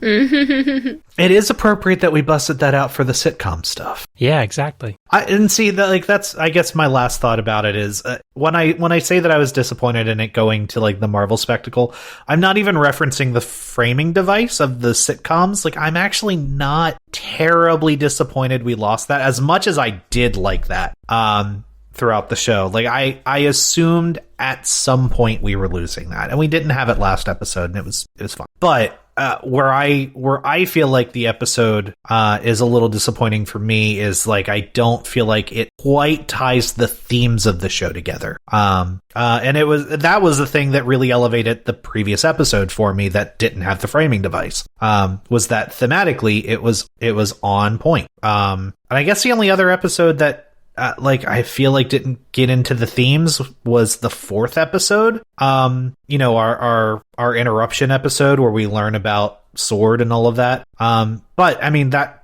episode is doing so much other work that it doesn't really have time to come back to the themes of the show. A finale should. So I think that's my other complaint. That said, this is not my least favorite episode of the show by a long shot. I actually, for me, the 70s episode is my least favorite episode of the show. Again, I think the episode is well done. The performances are great. There's a lot to really like about this episode. And part of why I'm, I will cop to some of this being my expectation. My problem was not that they didn't answer their questions. It was that some of the answers were disappointingly straight. Yeah, I do want to make clear, by the way, I know I've done a lot of kvetching about this episode. This show still fucking rocks. Like, it still really does. Really fun time. Mm-hmm. It really is. And it bodes so well for future Disney Plus Marvel shows. Yeah, if they are all most of this quality, I will not be disappointed moving forward. It makes me very excited for Loki. Yes. And if I qualify what I was going to say, then we'll be here forever. So. That's going to happen anyway. We can either be here forever or we can get into the breakdown. Yeah, I think we should go ahead and do that. Wait, what's that? Be here forever. The themes of this rundown is going to take a while to go through, so it'll be a little bit of both. All right. Column A, column B. Exactly. So as we've said, this is WandaVision episode 9, the series finale. Doesn't get much more, definitive than that. Written by Jack Schaefer. So we start with a previously on that actually includes dialogue from Hayward, which he hadn't originally said when we heard him before. I thought so. Okay. I did notice that. He said the beginning of it, but there's a line at the end that is added. Yeah, so Wanda says, he's all I have, and he replies, well, that's just it, Wanda. He isn't yours. And in this version, he adds, he's ours. Yeah, You're right. And what does that mean? Does it mean that they had two different takes and they used a different one for the previously on portion? Does it mean he said that, but in reality he did say that, but Wanda didn't. But we don't see that. It's not Wanda doesn't remember him saying that or something like that, so we don't see it in her memories. Who knows? Yeah, I think it's just like probably an editing thing. I think it's quite possible. Yes. Mm-hmm. The sentiment is still there in that scene. Yes. It's like, he doesn't belong to you, he belongs to us. Because he's here, he's ours. Yeah, it would have been really weird if his sentiment was like, he's not yours. He belongs to the world. Yes, exactly. There's a little piece of vision in all of us, Wanda. Or there will be when I'm through with him. So after the title sequence, we start where we left off. Agatha has the twins choking in her magical reins. Billy selflessly tells Agatha to let go of his brother. Wanda, energy ball showing, reminds Agatha that her powers work out here. Agatha hadn't forgotten and is counting on it. She floats down to the ground and the boys take the opportunity to run, but Agatha pulls them back, knocking them down. Angering Wanda, shoots an energy ball at Agatha, in turn knocking her down. Wanda orders the boys to their room and they protest. Agatha stands back up and tells them to listen to their mother, which they do. Tommy taking Billy by the hand and speeding off. I mean, technically they listen to Agatha, which is a weird flex. Agatha catches it and holds it in her hands and then says that she takes power from the undeserving, very much like Mordo at the end of Doctor Strange. Yeah, they should collab. They may end up collabing, potentially. It's kind of her thing. Wanda looks at her decaying, Coulson-like hand and stares at it, leaving her vulnerable to her own energy ball, which knocks her down and has her skidding down the road. Agatha walks closer to Wanda, telling her that Wanda is clearly in over her little red head, so why doesn't she surrender her magic to someone who knows what to do with it? And Agatha will allow Wanda to keep this pathetic little corner of the world all to herself. Agatha is floating in the air when she finishes, and Wanda, while staring at Agatha, does a subtle move of her hand and sends a red car flying towards Agatha from the side, which I thought was a clever idea. Mm-hmm. It's like, oh, my magic can't touch you, but I can do more with my magic than fling red balls. And it seems like basically it gets Agatha, but then when Wanda breathes heavily and walks over there, she sees someone's boots splayed out in the upside-down car, crushed by bricks, Wizard of Oz style. I love the empty boots. I love it. Yeah. The empty boots thing, so Wizard of Oz, like, what? Wicked Witch of the Westview. Yeah, that was on the nose. It was awesome. I think it's intentional. It's like, yeah. Well, in fact, later the marquee in the movie theater says Oz the Great and Powerful. It does. Another movie directed by Sam Raimi, by the way, who will be directing the next Doctor Strange. Nice. That's right. That movie wasn't, what's the word, good? Yeah. It wasn't I didn't good. hate it. I didn't hate it. It was a movie, is what I'll say. Wanda looks up from the devastation and sees the reflection of white Vision in the house window. They walk to each other and say each other's name. Vision runs his hands down Wanda's cheek and then places his other hand on the other side and starts to squeeze hard, which in reality would instantly crush her head because he's that fucking strong. Yeah, she'd be very dead. Extremely dead. He lifts her up and says, "And I was told you were powerful." Wanda is saved by a quick blur taking White Vision away. We then see White Vision being flung through the air with his back to the ground. He impacts on the camper, which explodes. Actual Vision, as Michelle refers to as Popsicle Vision, because he looks kind of like a popsicle, turns and asks Wanda where the boys are. He does look like an Astropop. I'll give her that one. Yeah, exactly. He turns and asks Wanda where the boys are and is told that they are safe in the house. Wanda, out of breath, tells Vision that she should have told him everything the minute she realized what she'd done. Vision tells her it is all right. No, it's not. Vision should have been like, "You goddamn right." You should have, but we can't deal with that right now, is what he should have said. Yeah, let's circle back around on this. Well, he kind of says that. Yeah, because then she says that she can fix it, and White Vision asks, "Can you?" Don't think she can. They then see White Vision emerging from the burning camper. Agatha appears hovering over her house and says, "Oh, this is awkward. Your ex and your boyfriend together at the same party. Who are you going to choose, Wanda?" That line took me a long time to unpack. What should have happened here is Wanda and Vision should have traded off their foes, and Vision should have fought Agatha, and Wanda should have fought White Vision, because Wanda has just seen that her powers don't work very well in Agatha. Maybe you just try something different. But anyway, Wanda tells her Vision that this is their home, and he replies, "Then let's fight for it," before tackling White Vision, leading them to tussle in the air. Agatha disappears and reappears in the distance as she flies away, and Wanda flies after her, which is something that Wanda can do now, fly. I think she's flown before. Has she? I thought so, but She has, yeah. I think she's done like big jumps and stuff like that. I don't think she's outright flown, but maybe I could be wrong. oh, she's like a Jedi. Yeah. Meanwhile, Monica knocks on a window calling Wanda's name. While strumming a guitar, Pietro tells her not to waste her breath, as no one can hear Monica from in. Monica sees a door, but he plucks a dramatic tone before Monica takes off in the direction, but he stops her. He lays one finger on her chest and flings her hard across the room. which I assume is him just going so fast it has like a concussive force, basically. Yep. Cut to the Visions. Popsicle Vision asks if they might resolve this peacefully, but White Vision answers that Wanda Maximoff must be neutralized, and Popsicle Vision must be destroyed, which is a no then. They battle pretty epically, which was a pretty cool fight choreography-wise of them like punching through each other and phasing through each other and stuff like that. Mm-hmm. Yeah, no complaints about their fight. It was a fun sequence. It was a very fun sequence, yes. Meanwhile, back at Hayward's base, Jimmy is brought in handcuffed. Hayward calls him his favorite member of the Bureau, and then is informed by one of his agents that White Vision is still under their control, but they can't get anything through to him. Sorry, I just have to say that the reason why all of this happens in the end is because Hayward and his people are completely incompetent. Uh-huh. You're not wrong. Like, I respect Jimmy Woo. He is not stealth. No. They're just bad at paying attention to what's going on. With the prisoner in handcuffs in front of them. Yeah, exactly. Jimmy sees a buzzing phone and discreetly steals it by leaning against the table, which is their first mistake. We learn that Hayward doesn't expect to have to cover up his operation because Wanda canceled her show, so there's no evidence, nor does he expect people to care about evidence of tampering at SWORD headquarters once he has eliminated Wanda Maximoff. I'm pretty sure people will care, actually. Yeah, quite possibly. Like, if you just, did a murder to a superhero, you're gonna have to, there should be some paperwork about it. You would think, yeah. Also, people will think that the Vision that remains in the Westview rubble is the same one that Wanda tried to bring back to life. They are different colors, so might be a little hard to explain that. With totally different personalities. Well, Wanda was like, Vision to the White Vision, so, and instead of being like, oh, hey, maybe something's amiss. Yeah. I mean, it was convincing enough for Wanda, so I feel like other people aren't going to question it. Although, to be fair, Wanda also saw her brother come back in a different body. Right, so, and was like, brother? Pietro? Also, to be fair, every other hero in the MCU blatantly changes their costume every movie. So I feel like the Earth would be like, yeah, he just changed got a new his coat look. of paint. It's fine.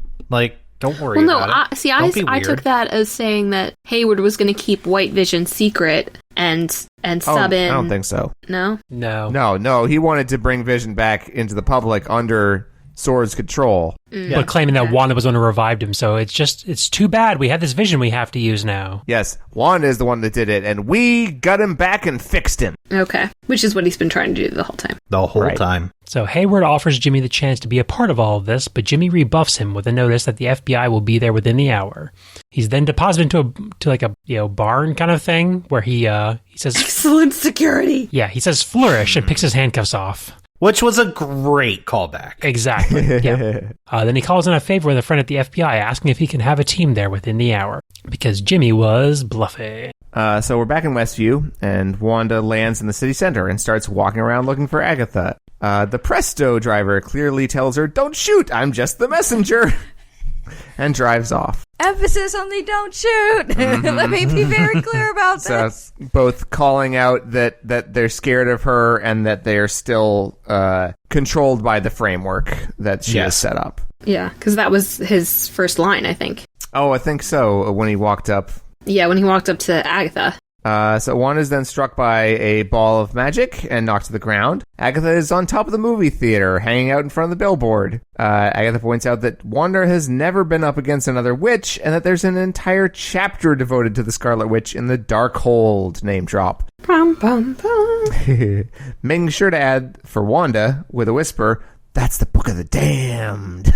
So real quick on that subject, do we feel like this is a nail in the coffin deconfirming Agents of S.H.I.E.L.D. being part of the MCU, or do we feel this is a recognition of the cool things that the Agents of S.H.I.E.L.D. brought to the MCU, more or less, and it's an inspiration from that, essentially?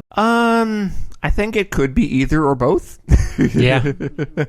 I think that we've seen the Darkhold is capable of a lot of things in the other shows that it's been in. I don't know what was the Darkhold that was in Runaways. The other in Runaways. Did it look similar, or was it completely different as well? It was the same prop. It was the same prop. Was Okay, it? I thought it was different. No. I don't know. It was either the same prop or a faithful recreation. Right. I never loved the look of the one on Agents of S.H.I.E.L.D. No. So I am fine with it being like, I would like a makeover. Like, I feel like you could easily... Oh yeah, this one looks cooler. It does. It does look cool. I have a feeling that is the TV prop, and this is the movie prop. That's possible. As this book will probably come back in a movie. But also, to be fair, I mean, our Darkhold was not used by magical beings. Yes. Maybe it changes its form and looks cooler when it's a magician using it. Yeah. I mean, it just says Darkhold. It's been said to show people what they want to see. Yeah. Which is apparently the title. Agents of S.H.I.E.L.D. Might as well say magic book. I wouldn't say it's like a, oh no, Agents of S.H.I.E.L.D. story has never happened. And something saying that there can't be more than one copy either, I suppose. Well, the article does kind of suggest. Well, yeah. I mean, you say the Communist Manifesto, but there's more than one copy. I will say I certainly think that this is this is not the same Darkhold, and I don't think they're really going to ever acknowledge the MC or that Agents of S.H.I.E.L.D. did anything with the Darkhold. That doesn't mean that it invalidates Agents of S.H.I.E.L.D. doing what they did with the Darkhold, and it may be that they just got to mine that territory or dig into that content before the MCU was going to. But I mean, it would also make sense to me that, these two things were happening in parallel at that point. We know that by that point, like the MCU and the Agents of S.H.I.E.L.D. were not connecting, that there weren't plans for them to connect at that point moving forward. So at that point, I think Agents of S.H.I.E.L.D. was just like, well, fuck it. We're just going to use all of our ideas. Ghost Rider, he's in here now. The Darkhold, that's a thing. No, in season 4, they were definitely still getting permission. Yeah, okay. Yeah, these things were planned, not necessarily to connect, but to have things pop up. Yeah. Ideas be placed in the public. Yeah. So, I mean, I don't think that this is the same Darkhold. But I don't think that this Darkhold being a thing moving forward in any way invalidates what Agents of S.H.I.E.L.D. did with the concept. Guys, can I ask you a question? Mm-hmm. We've been doing this for a long time, and we've never called it the MTU. You're right. We have not. I'm not going to start now. I hope we don't. Why? It's perfect. Well, I mean, if you believe that they are two separate entities, one is now over, so we don't really have a reason to use the term anymore. If you believe that they are still somewhat connected in whatever way, then it's all MCU. So it's like... And there's also a good question about whether there's one MTU or 5 of them. Right. There's at least 2 distinct ones. What would that be? The Marvel and the Fox? No, we're talking about Marvel television stuff, because there's Agents of S.H.I.E.L.D. is definitely one. There's the Netflix shows, right. is it possibly another. There is Runaways and Cloak and Dagger even crossed over, so that's another right there. The Runaway, so as far as I know, what they've said was that when S.H.I.E.L.D. was in, it was in, and Marvel, Runaways and Cloak and Dagger were also part of that in-ness. And they had said when the Netflix shows were running that they were also in. So again, it's like not just because they didn't have connective tissue doesn't mean that they weren't in the same universe. Yeah, and it is true that most of the shows can coexist in the same universe. And Raph did point out that I think it was Cloak and Dagger did actually make a reference to, I think, like Luke Cage or something like that from the Netflix show. And Agents of S.H.I.E.L.D. had like chyrons when they were like showing news stuff. They would have little references. Obviously, that doesn't have to be like super canon, but like they would have references to some of the Netflix stuff, like New York collapses again. Yeah, I was gonna say, but there is a fresh hell we can put in humans in that its own little thing, right? Yeah, that never happened. We just banish it to limbo. Unfortunately, not. It completely never happened. No, I mean, no, they have never expressly said that, Agents of S.H.I.E.L.D., the Netflix shows, like, that none of these are in the MCU, but they've also, like, for a while now have never expressly said they are connected anymore. So, I mean, there's clearly a point where they have stopped caring. Yeah, I mean, obviously their plans for this grand thing where everything is super connected didn't come to fruition in the way they wanted, in the time period they wanted. But now we're having different characters pop back up and things, and rumors of more things happening. So, like, I don't know that these properties can't be worked back into the fold eventually. Maybe not in so much as we see these characters, but the events are referenced, even if only in passing. Damn it, Tucker, that is such a quality joke. I wish I had thought of it. Yeah. Tucker in Discord, when Agents of S.H.I.E.L.D. did the prop auction, did Agatha win the Darkhold? Is that how she got it? I wouldn't put it past the show. That also, if she would have been like, yeah, I got this book at a prop auction, what? So assuming that... She's had that book for 400. Okay, but assuming that it is the same Darkhold, so I'm guessing that that's what Agatha would have gotten into that got the other Coven so mad at her. So Yes. then, at some point, she would have lost it, and it was buried, and then someone dug it up, and then Agents of S.H.I.E.L.D. happened, and then how did it show up in Runaways? I think Nico's mom may have had it, because Nico's mom is all magic, but I can't remember. So it gets away from Ghost Rider, who has it at the end of S.H.I.E.L.D. Nico's mom somehow grabs it, and then loses it to the kids, I assume. You do realize that you sound crazy right now, right? Okay, good. This is assuming that it would be the same book. I'm projecting a very One Ring-esque type of personality onto the Darkhold, which is that it goes where it wants to go, it gets where it wants to go when it wants to, and you can't own it if it doesn't want you to. I mean, it has kind of, they did kind of call that out in Agents of S.H.I.E.L.D. It's been a long time, but sure. I'm going to propose that there could be more than one copy of it, which I've already proposed, and I'm going to stick with that one. That's totally fair. Yeah. Maul says she just has the special edition version. Yeah, like Agatha's got like a first printing. Yeah. She got the one that when they were selling at Comic-Con. I mean, there's also the fact that like these kind of magical artifacts don't necessarily their physical Form. yes, that doesn't necessarily encompass their magical form, so there could be more than one book that is the Darkhold that leads to the same knowledge or power. Yeah, it's all portal to the central repository, essentially. Yes. Anyway, all I'm saying is MTU. And all we're saying is, nah. I wish you would. Ouch. But anyway, Agatha makes the Darkhold appear from thin air and brings it to her with magic while reciting the noted chapter. Basically, the Scarlet Witch is forged and is the best witch of all witches. She says that Wanda yells that she's not a witch and doesn't cast spells and that no one taught her magic. And Agatha says, yeah, it's all right here in the book. Okay, hang on. Just have to shout out what Raph just said in the chat, which is that she has the Snyder Cut edition of the Ooh. It is the grim dark version. the Snyder Cold. Y'all brought it today.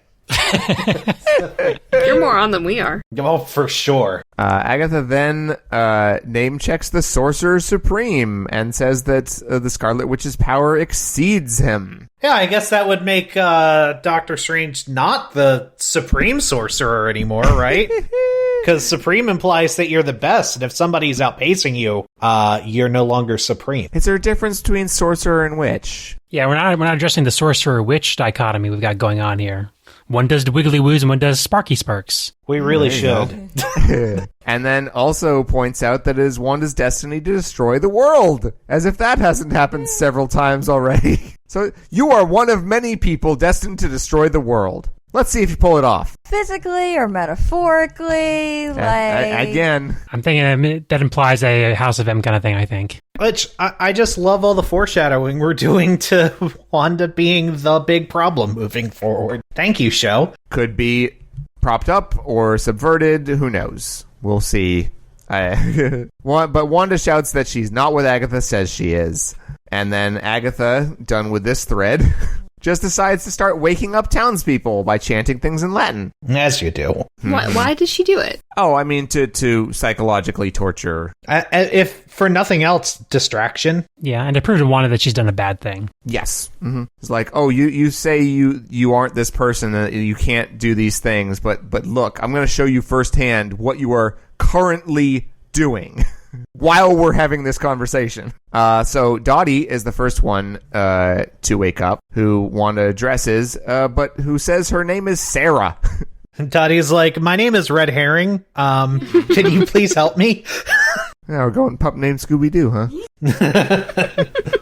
So Sarah begs for Wanda to allow her daughter, who has been locked in her room without Sarah being able to touch her, to become friends. She says she could become friends with the twins or even the school bully. Whatever storyline you want to go with. Just please let her out of her room. She hasn't eaten in 6 weeks. That was rough. Wanda asks what Agatha is doing to Sarah, and Agatha says that Sarah is Wanda's meat puppet. And that Agatha just cut her strings. Agatha then proceeds to wake up most of the people in the town square, at least, who then start to circle in on Wanda. We cut from there to Pietro's man cave, where he makes something in a blender and then turns his back to Monica so she can rifle through his mail and find a bill for Ralph Boner and his picture. Realizing that Agatha doesn't live here, Ralph does. At which point I say, I'm sorry, Devin, I was wrong earlier when I was talking about this scene. It's all good. But that picture is a little confusing. It looks like a headshot. Good look. It is a headshot. Is it a headshot? Okay. It absolutely is. He is a failed or aspiring actor. Gotcha. Actually, I will say, that's true. We don't actually know what his house looks like unbamfed. Unbamfed. Yeah, exactly. So unwanted and on Agatha. It might be a shithole, but if not, that's a pretty decent sized house, so he has to at least be doing well enough for that. Well, it was next to the empty lot, so it probably wasn't that great. Yeah, that's true. At hearing the name, Pietro says Boner and chuckles. Just gonna leave that there. Which, okay, hang on 1 second. Only thing, I don't think they would let a witness protection person be an actor. That seems unwise. But, I guess you would find your fake name funny if that's what it was. Mm-hmm. I don't know. I don't think he's the Witsec guy, but... Somebody also pointed out that maybe he's not from Westview. Maybe Agatha brought him in with her. I thought it was pretty clear that it was his house. Yeah, I thought they made that pretty explicit. I mean, that's what Monica concludes, and he doesn't correct her, I guess. But he is still under Agatha's power until she gets the beads off of him. I mean, yeah. I mean, he distinctly gets, he definitely has mail, and the show is implied that he's been basically hiding around up here, that Agatha has, hid him or... Yeah, exactly.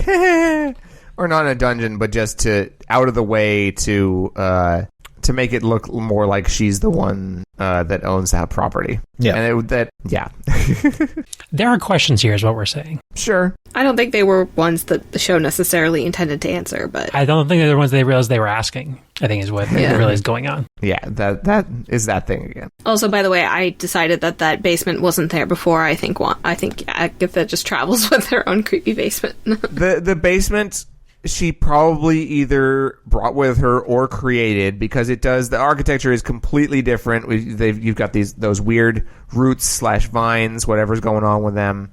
Yeah. The mystic runes, it was probably set up through magic, but it's weird. And I don't know if it's still there, but it was at least there long enough for Wanda to go and steal the book from it. So who knows? So Monica stands up, asking how Agatha controls Pietro. Pietro starts shadowboxing and asks if Monica wants to tussle again. Monica then maneuvers Pietro onto his back, leading Pietro to say, "Meow, feisty."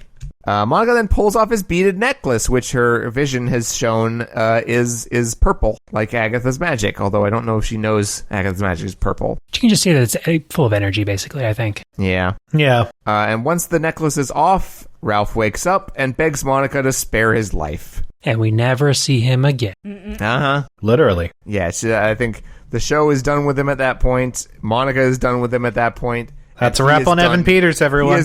He is done with this show at that point, or the town, everything that's going on. I'm sure he shut the door and hid under his bed. I will say, I think he is, of all the dangling threads, probably one of the easiest to retcon into something more significant. Yes, for sure. Because you just bring him back as Quicksilver and explain it somehow. Yeah, if they want to, that's there. The thread is there for them to pull. Mm-hmm. So... we flash back quickly to the Visions as they continue their fight in the air, as the twins watch, worried. Billy gets a vision of the upcoming scene with Wanda and the townspeople and tells Tommy that they have to go. Because we love Mom more than Dad. Oh, boy. I think only one of them can fly, maybe, at that point. I think it's because Dad has his shit together, is really what it is. Yeah. In the town square, all of our familiar faces confront Wanda. Herb tells her that he doesn't recognize his face in the mirror or his voice when he speaks, and that he used to try to resist Wanda, but now he doesn't remember why. Isabel Matsueda asks Wanda to tell her husband that she loves him, but to never come back to Westview, that he's on a business trip. And the Presto driver is... It's fine, he doesn't remember that you exist. All right, No. Who knows? The Presto driver is exhausted. He has apparently been delivering things ever since Wanda came here. Abhilash Tandon tells her that when Wanda lets them sleep, they have her nightmares. That is the worst. Yeah. That one's real bad. Oof. Wanda learns that they are not fine and do not feel at peace and instead feel her pain. Wanda has not kept them safe. Sharon Davis, aka Mrs. Hart, says that Wanda's death is poisoning them, or her power or something is poisoning them, or it's poisoning them to death. I think it was her or somebody else who says, like, if you're not going to let us go, at least kill us or something like that. Yep. Yeah, that's a little later, but they beg for Wanda to let them go, and Wanda gets overwhelmed and grabs her neck, which causes everyone to fall over and start choking by her magic. Wanda realizes they do say that it's her grief that's poisoning them. Right. Okay, the grief is poison. Wanda realizes what she's doing, what she did unconsciously, uncontrolledly, and apologizes and lets them go. Sharon Davis asks, in the words of Phil Coulson, to please let them die. Just let us die, please. Yeah, that's fair. Crying, Wanda announces that she will, and for a second I was like, what? Oh, you're going to kill all of them? Bold She move. will let them go. Oh, well. Shit. Yes, I will slaughter all of you to free you from this torment that I have created. There was a moment where I was like, what? What's happening? I mean, look. Problem solved. Oh, boy. There's no ethical dilemma if you're the only one there.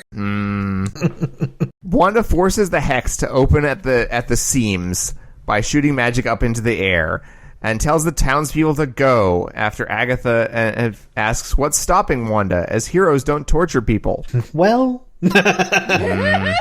Well.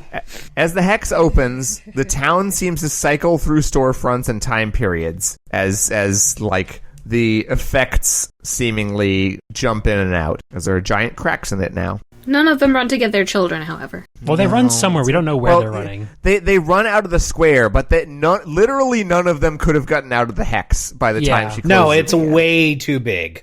Maybe the original hex, but at this point, no. Even that, they would have had to sprint.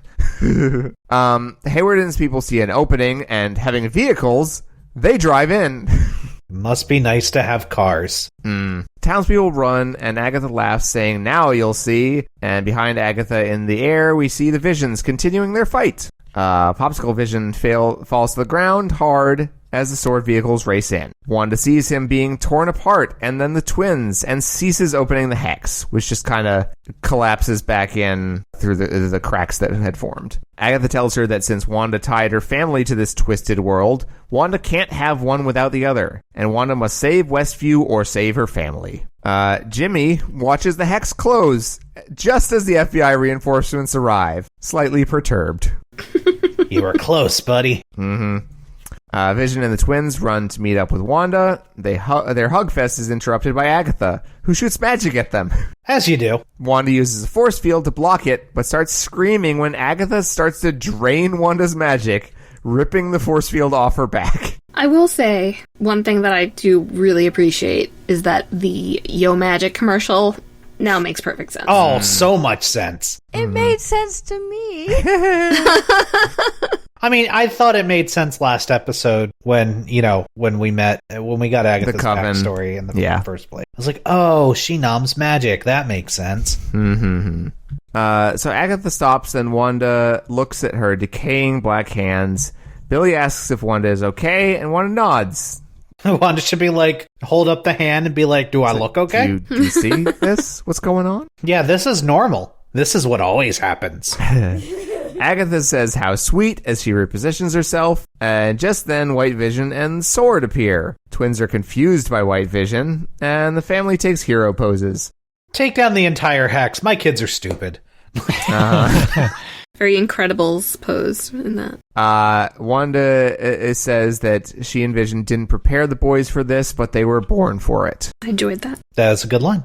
So Vision takes off after his double and ends up being flung through the library. Popsicle Vision asks why White Vision is doing this, to which White Vision answers that his programming directive is to destroy the Vision. I think he also mentions Wanda being a target as well. And then White Vision starts to laser attack his opponent, who avoids it and is able to come up from the side of him, get him in a headlock, saying, "But I'm not the true Vision, only a conditional Vision."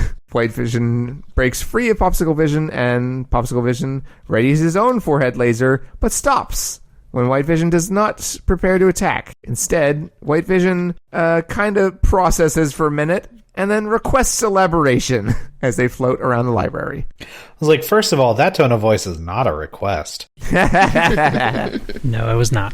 No.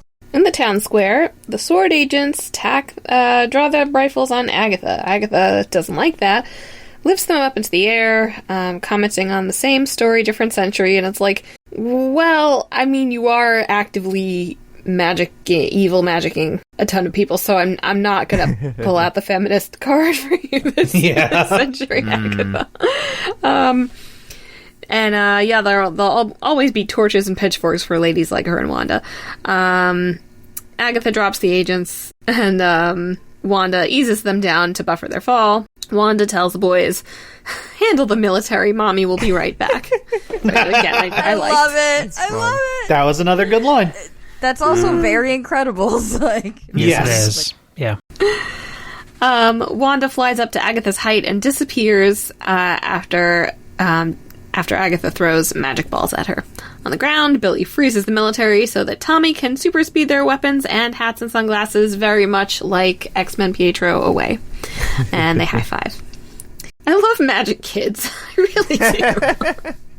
There's just like a very, like, one thing that the MCU doesn't have a lot of is like glee in your powers, you know? And like that is really nice to see in these kids. Yeah, we skipped over Peter getting his powers in this version, where we probably would have gotten that. So Hayward watches from a truck and gets out and draws his handgun on the two children. Monica stands in front of them, kind of throws her body in front of them, and he shoots her. Oh, until the clip is empty, he shoots her. Yeah, no, he shoots and keeps shooting. But the bullets go through Monica like ballistics jelly, not harming her at all, and the ones that still reach the boys are caught in midair and dropped by Billy. I was actually, for about a split second there, I was a little bit like, holy shit, is Billy gonna get bulleted? Like, is he gonna get shot, bulleted? Is he gonna get shot? Like, are we about to have a Mac and me situation? And then, of course, Hayward's clip is empty. Monica likes the twins' tricks, and they like hers too. And this whole thing is very funny and also very weird in terms of understanding exactly what the stakes are. Monica looks back to see Hayward jump into the truck. He reverses it, puts it in drive, aiming for the boys, but then we hear a little cute horn, and the funnel cake truck plows into his truck. Darcy, as fast as she possibly can, because she has no screen time in this episode, tells Hayward, "Have fun in prison," and then is gone. Darcy, who isn't damaged at all from crashing a car into another car. Nope, she's fine. Also, Darcy, who literally just committed a crime. I mean, assaulting an officer of the law usually goes well for, well, she's a white woman, so. I mean, not only that, but, causing a car accident, I'm pretty sure is against the law. Doesn't matter who's driving. What I will say is, again, like, one of my disappointments in this episode is we don't really use Jimmy Mutt, and we use Darcy less. And Monica, more than Darcy, somewhere in between the two. Like, they just don't do anything, and it felt like their characters deserved better than that. Yeah, and again, like, I'm gonna be a broken record on this, but, like, Hayward's goal here is way more directly in conflict with what Wanda wants than Agatha's. Yeah. Like, he's trying to murder her children. Right. I think at this point, he just realizes he's completely outmatched. I don't really know why he went in there at all. I mean, yes, I would argue that it doesn't make that much sense to begin with, but And it winds up with him getting dispatched in a way that feels kind of simplistic, given the outsized nature of his role in the rest of the show. yeah. No, he's dispatched way too quickly for that. I mean, like, but anyway, we get to one of the really highlights of the episode, and the two visions are in the library, which is awesome, A, because it's a library, and B, because it's where Vision went to the community watch meeting. Yep. Where they were quite clearly trying to figure out how to talk about the fact that they were suddenly in a sitcom. Yeah. So, they discuss identity metaphysics, and White Vision says that both the rebuilt ship and the ship of Unrotten Wood are the true ship. Oh, I think they say that both are the true ship and neither is the true ship. Yeah. Yes. Mm. White Vision doesn't have the Mind Stone, and our Vision says that he does not have an ounce of original material. It's almost like we're talking about souls here. Popsicle Vision, Red Vision, our Vision, ponders that perhaps the rot of the ship that makes the ship is their memories. The wear and tear is the voyages that they went on, the wood touched by Theseus himself. White Vision says he doesn't have the memories, but Popsicle Vision says that he does have the data, it's just being kept from him. And White Vision says that he is to be a weapon more easily controlled without these memories, and then wonders if our Vision is the true Vision, for he believes himself to be. And, wow, are we... I mean, whoa. There's a lot going on here, guys. Our Vision says that was once the case, but upon meeting White Vision, he has been disabused of that notion, which is really sad. Yeah. Mm-hmm. Also, did we mention that at some point he says that White Vision says you can't last, you must be destroyed, and he says, I know, something like that. Yeah, I think he did say something like that early along the in their lines fight. at some point. He then tells White Vision that as a carbon-based synthezoid, his memory is not so easily wiped, and asks for permission to touch White Vision, and White Vision kind of moves his head into our Vision's hand so that our Vision can upload his memories, or revive the memories, or... Yeah, I don't think like unlocking. He's doing an Yes. undelete, Yeah. basically. Yeah. Or what I thought, unlocking the... Went into the trash can. Yeah. That's all. Unlocking the barriers that are keeping the memories from him. Yeah. Mm-hmm. So when it's finished, White Vision looks up, and we see his eyes becoming more human-like. They give each other a long look, and then White Vision says that he's Vision, and he flies away through the glass ceiling. Oh, wait, you got to remember that they do a really sick high five first. That is definitely, I think, the highlight of the... They do a secret handshake. Yeah. They do the Dab it Big out. Hero 6 blah kind of thing. Yeah. They dab on their haters real quick, and then Fake Vision gets on his skateboard and leaves. I'm sorry. I don't know why I'm doing this. Back to his home planet and dies on the way. I am confused because Michelle writes what I initially thought, which was that White Vision turns into Red Vision and then swoops back down to... No, I do not Wanda think and the so. boys. I think White Vision just noped out of there. Yep. Right. Yes, White White And it Vision does make leaves. sense, because otherwise he wouldn't have disappeared. Yes. Yeah, he leaves. He's gone. Right. Okay. Probably has to reconcile his programming with the memories he just recovered. Well, it's also like he has the memories. That doesn't mean he has the emotions attached to the memories. Tucker brings up in the Discord, if both of them are Vision, does that mean Wanda has two husbands now? At least for the moment. Also, good question. Did Wanda and Vision ever get married? Like, No, they didn't. That's brought up in the beginning of the show. So she Technically, he's her son. She created him. Oh boy. Oh boy. I'm just calling it like it is. Agatha watches this reunion from atop a roof when Wanda comes from behind her, points a finger at her neck, kind of doing both the Tony Stark thing, but also the like memory or the Sokovian greeting that they made a joke about in the first episode.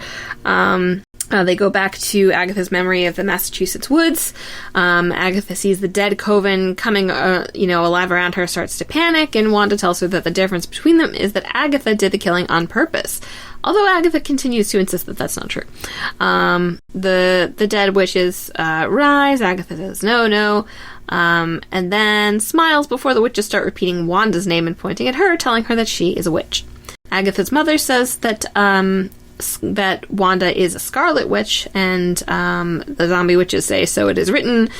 Agatha says, told you so, and they say harbinger of chaos, and they tie up Wanda to the post as Agatha walks away like nothing happened. Which, again, leads me back around to, like, the original theory, or not the original theory, but the theory I had of, like, we will literally get to meet the God of Chaos later, or the, I guess, Demon of Chaos later. Because otherwise, why, like, calling her the Harbinger of Chaos seems very specific. Yeah. It's possible. Although those are also kind of just very generic disaster words. Yes. Yeah, they're just words that sound scary. I get that too, for sure. They also could have thrown in prodigal daughter. They could have, Yeah. Destroyer of worlds. Wait a minute. Yes. Hold up. Agatha says that she can't win, and her power isn't her problem, it's her knowledge. And then Wanda starts going all Scarlet Witchy. The magical red headpiece forms in her head. Agatha explains that if Wanda gives Agatha her power, Agatha will correct the flaws in Wanda's original spell, and Wanda, her family, and the people of Westview can all live together in peace, and no one will ever have to feel pain like this ever again, not even Wanda. So here we come closest to an actual devil's bargain. Right. Yeah. The zombie witches continue chanting, and Wanda magics an energy blast that knocks them all away. Wanda tackles Agatha out of the imaginary woods, back into Westview. They start chasing each other around the sky as Vision, Monica, and the boys watch from the ground. Wanda attacks Agatha, saying, "Take it, I don't want it."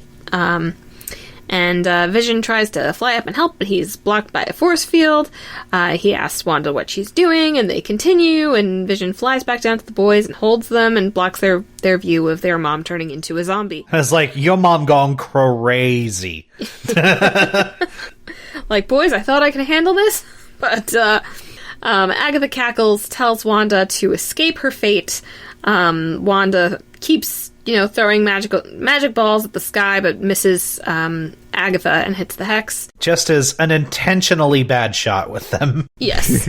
Right. And Jimmy and the other agents are all watching the impact on the hex. Agatha's like, release your burden, give me more power, I want it all. And it seems to be taking its toll on Wanda. And she finally seems to have been drained of magic, and everybody's upset. And Agatha says, about our deal. Once cast, a spell can never be changed. This world you made will always be broken just like you. Wanda looks defeated as Agatha points at her. Agatha goes to cast a final spell toward Wanda, but it doesn't work. Thunder rumbles, and Wanda looks around her slowly, her face repairing itself, and we see huge runes hovering in the air / on the walls of the hex. Agatha says runes, and then we get Wanda quoting Agatha's easily remembered words that in a given space only the witch who cast them can use her magic. Thanks for the lesson, but I don't need you to tell me who I am. Agatha is perturbed, and Wanda restores her own magic, taking Agatha's as well, and she changes into the full Scarlet Witch appearance, including her headpiece / crown. And I must also say that it comes with what looks like about a 70-pound wig. Dwarfed only by the wig that they have Catherine Hahn in, which must be like 100 pounds. I mean, there is so much hair going on here. It's a lot of hair. And it's so 80s. It's like crimped. I'm not loving it, honestly. What I will say, though, that aside, crazy hair aside, Scarlet Witch's costume is really good as MCU costumes go. Like, there's a lot of directions they could have taken it, because the comics have taken it in a lot of directions. I am very happy that they did not go, let's just say, over-sexualized. Yeah. I'm very happy they didn't go there. But no, I like it. Looks intimidating and badass and like not unutilitarian. And I thought they did a very good job with that design. Again, like you said, the hair is batshit, but the rest of it is real good. I describe Wanda's outfit as sexy but not sexual, if that makes sense. Yes. I just want to mention people in the chat are talking about how Wanda could have kept flying when she was drained of magic. I don't think she was actually drained of magic. I think this whole thing was an illusion. Yeah, this was all a ruse. So Agatha's like, you don't know what you've done. And Wanda, starts descending bringing them both back to the ground, dropping Agatha, and Agatha says, "Good girl, so what now? You're just going to lock me up somewhere?" And Wanda reveals that she is going to give Agatha the life that she snuck herself into and give her the role of the nosy neighbor in Westview. Agatha does not want this to happen. But she's so good at it. Yeah. And she says, Wanda says, "I'm sorry," and Agatha says, "You're not. You're cruel." She's not wrong. And Wanda's like, "Yep, I'm gonna do it anyway." Boop, boop. Sort of maybe explaining why she doesn't apologize for the other things. Possibly. But, yeah. I mean, we basically get her being like, "I'll see you again," whatever. Again, we'll have to see if they decide to pull that thread again, but I certainly hope they do. Wanda taps Agatha, and she reverts to her Agnes form in dialogue that is possibly some of the creepiest in the whole series, because, yeah. And Wanda says she'll be seeing Agnes soon, but Agnes says, "Not if I see you first, hon." So Wanda then walks away and is met by the boys, who race to her. Vision says their dream home has been reduced to a fixer-upper, so he knows Wanda will set everything right. Wink. Just not for them. And Wanda confirms this. Wink emoji. Yeah, Vision says it's time, and adds, "Shall we head home?" Before they do, Wanda and Monica share a nod. As they walk away, the hex begins to recede, turning the circus back into the sword base. Before entering their house, Wanda and Vision revert their appearance to their normal clothes. As they put the boys to bed, the hex draws nearer. Wanda sits on Billy's bed, and Vision sits on Tommy's. Vision tells them, "Your mother and I are very proud of you both." And Wanda adds, "Very proud." And Billy and Tommy are like, "Then why are you killing us?" She then strokes Billy's head and tells them, "A family is forever. We can never truly leave each other, even if we tried. You know that, right?" They kiss their respective heads and then switch beds. Vision tears up and says, "Goodnight, chaps," as he leaves, followed by Wanda. The parents pause to look at the boys one more time and watch the hex through the window. Wanda then says, "Boys, thanks for choosing me to be your mom." They then turn the light off and Wanda closes the door. The hex recedes away. And the boys are like, "What?" Yeah. Yeah, the boys are like, "We didn't choose anything. You created us." Unless it's possible that what they're going for is that their souls did pre-exist and Wanda did, summon them, essentially, to ensoul her children. Yeah, that could be something to it. There could be something to that. I will accept that as a lingering question. Yes. Oh, good. We need more of those. I mean, that one is specifically called out in the end scene, Yeah. So I think we will be hearing more about that one, at least. I agree. So, in the living room, Wanda glances at the family picture and turns out a lamp. After she does, one turns back on. Vision read somewhere that it's bad luck to say goodbye in the dark. Wanda says, "No, you didn't." Vision admits that perhaps he just wanted to see Wanda clearly. Wanda says, and Vision says, "And there you are." They watch out the window, holding hands, which is, I think, basically a scene that we saw in one of the trailers of the two of them sort of standing at the window together. Probably minus the hex. Yes. Well, I don't think we saw it before, because, in this case, we're looking from outside the house into the house, seeing them sitting in the window together. Oh, okay. So Vision says, "Wanda, I know we can't stay like this, but before I go, I feel I must know, what am I?" And Wanda says, "You, Vision, are the piece of the Mind Stone that lives in me." This was probably my favorite writing in the episode. She says, "You are a body of wires and blood and bone that I created. You are my sadness and my hope, but mostly you are my love." They kiss for a few seconds. The Vision says, "I've been a voice with no body, a body but not human, and now a memory made real. Who knows what I might be next?" He says, "We have said goodbye before, so it stands a reason." And Wanda says, "We'll say hello again." We get a POV shot from the hex as it guns for the house. It enters and the house starts to revert like everything else as Vision slowly disintegrates/disappears as Wanda holds her hands on his face. Before his head disappears, he says, "So long, darling." Wanda is left standing on the foundations of the unbuilt house, wearing the coat that she was wearing when she originally drove to Westview. Oh, it's actually a good point that at first she's still wearing the same clothes she was wearing inside the hex, and then we do a cut, and then she's wearing her old clothes. And until we do the cut, she's still wearing her wedding ring as well. Yeah, there's actually a couple of weird cuts/glitches that happen after the hex is down. Yeah, which were like, that's weird, especially in this show. It's interesting to see how much of it lingers. Basically, it's a strange idea. Well, she puts up her hood, and then instead of walking back to her car, she just kind of walks away, I think. She's like, I don't need cars anymore. I can fly, bitch. And she just walks. You don't need cars where you're going. I'm not driving a fucking Buick. Yeah, exactly. That, and she's walking back to the town square. Yep. So she'll back in the town square. She passes the sword trucks.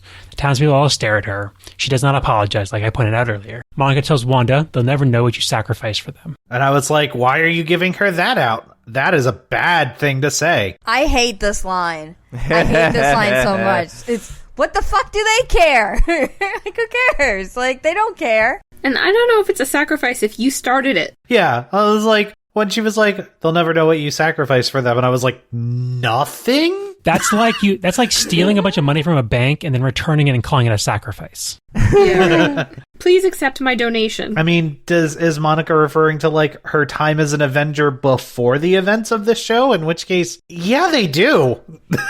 No, she's explicitly referring to giving up Vision and the boys. Then also, yeah, they do. And also, some of them have been going through very similar things for the last few weeks, where they've had to basically resolve to give up their families because they're never getting out of this hellscape. And yeah, this is not the best.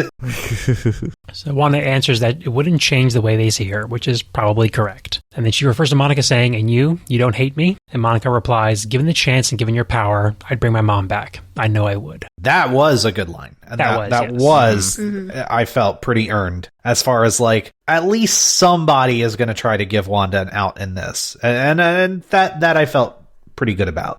It's earned, and I do like that, as I said. I don't really feel like it's complete because Monica isn't given the chance to like address anything more than like, oh, well, you're a good person, really. Yeah, deep down inside, who wouldn't do what you did? Yeah. Like, I'm sure a lot of people wouldn't actually. So Wanda says that she's sorry for all the pain she caused and that she doesn't understand this power, but she will. Yeah, it's important to note that she apologizes to Monica, not to anyone else. Yeah, right. It seems like she feels like there it might make a difference, essentially, almost. Or so like that Monica, when she gives the official accounting of what happens here, can say that Wanda expressed some contrition about what she had done, essentially. I don't know. But some sirens start to blare, coming near, and Wanda says goodbye, Monica. And she flies off, reverting her appearance to her badass Scarlet Witch outfit, and she flies away into the sunset. Bye. So, in a mid-credit scene, Hayward is arrested for tampering with evidence, and Monica is informed by a Skrull disguised as an FBI agent that a friend of her mother wants to meet her. And Monica says, where? And the Skrull points up to the sky. So Monica's like, fuck yeah. And Monica could have been like, you could just say space. You don't need to dramatically point up to the sky. Is someone filming this? Am I on camera somehow? Also, she's very much just like, I'm in the greatest mood. Like, everything's great, guys. She's very pleased about this. This all worked out really well, actually. She's just walking around like, I'm a fucking superhero. Like, I can't be shot. That's rad. I'm a superhero and I'm going to space. Fuck yeah. I mean, in fairness to her, aside from, like all the collateral damage and stuff, she is having the best day. All's well that ends well, Monica says, just wiping her hands of everything. The ends justified the means, she said, as she prepares to fly to space. Oh boy. So then in a post-credit scene, taking place in some sort of relatively cold place, which I've seen some people theorize might be Wundagore because of its connection to both like magic and to Wanda's past. Wanda, we see her sort of sitting on the porch of this little cabin all on her lonesome, and then her teapot starts whistling and she starts pouring herself some tea. And then we move into the bedroom where Wanda is also there as the Scarlet Witch, reading the Darkhold, basically using astral projection to catch up on stuff, just like Doctor Strange did in his movie, which, of course, McCall knows all about because she watched that movie. Yep, front to back. Yep, and then as she's studying the Darkhold, she hears her sons calling for her help, and the show ends. And I'm so torn between ooh and No, I will say I really like. I like the latter stinger much more than the former. I am nervous about turning Wanda into a bad, but I do think that they will still eventually go with, well, Wanda wasn't bad, the Darkhold made her bad. I have no idea what they're doing with Wanda. Or, like, like, oh, she's being controlled by whoever is, the force behind the Darkhold. Like, I think that's where they're going with that eventually. But yeah, I do like that whole scene, just like I don't know, just the way it was shot, the colors they chose to use, or like the effects that they chose to use with her reading the Darkhold, like that was a villain story to me. Or for sure, it's supposed to be, this is the start of some sinister events. Yes. Because, like, I could imagine a scenario where the Darkhold says is telling her, yeah, you can get your kids back. All you have to do is take them from another dimension. And then her doing that just rips holes in every dimension. And not only that, but I can also see a scenario where the Darkhold is making her hallucinate her kids' voices. Right. Yeah. To spur her into action. Like, I don't know. And that what she brings in isn't her kids, but some other entity. Yeah. Yeah, one thing I'll say, I never really felt like the Agents of S.H.I.E.L.D. Darkhold plotline really dug into the, like, evil magic book that has its own mind, Like, we saw it make people do creepy shit, but that's kind of where it ended. And I would love it if Doctor Strange, like, dug more into that idea that, like, right. it has an agenda and an active one. And a will of its own. And it just found its way into the hands of, like, the most powerful magic user. Well, yeah, because, I mean, it seems like it seems like what was hinted at with Agatha, like, stumbling upon the book, and, like, it seemed like Agatha was compelled towards this knowledge, and the fact that, like, when she was like, I can be good, and her mom was like, no, you fucking can't now. Like, that all kind of also fed into my, that kind of, oh, the Darkhold does. It itself is bad, and it has a will of its own. Yeah, I do feel like there's a good chance that Wanda will be what sort of instigates the events of Multiverse of Madness, of her, like, breaking holes in reality to try to, revive her children, essentially. Whether she's, like, the villain, I don't think so. My guess would be more like she is the cause to all the problems. She's working at cross purposes, I think, at the very least, to Doctor Strange. Right. And then maybe there's an actual villain they team up to fight together, and maybe we leave it and she's still not quite, like, the hero. But I don't want them to completely vilify her. Yeah. Yeah, like I said, that's my one worry is, I will say this. If they villainize her, they will eventually redeem. Yeah, just like the comics did. But I'm not really sure I want them to go full down that. It'd also be kind of a bummer of, like, we have a bajillion male heroes, and of all of the heroes that go bad, that break bad first, it would be a female hero. Sure, we haven't actually done, like, a villain going bad truly in the MCU. We have not. We had heroes wearing bad hair, but, like, that's not quite the same thing. Well, we have been talking for an ungodly amount of time, so I'm gonna try to call it a wrap on this note. I'm sure we have. For better or worse, we're not done yet because we have a field report.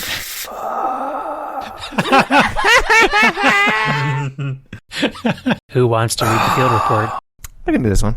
Cool. I think you said that this letter is from PB? That is correct. Yep. Okay. They say, sorry, it's a bit last minute. Hola! I hope you're all doing well in these wild times.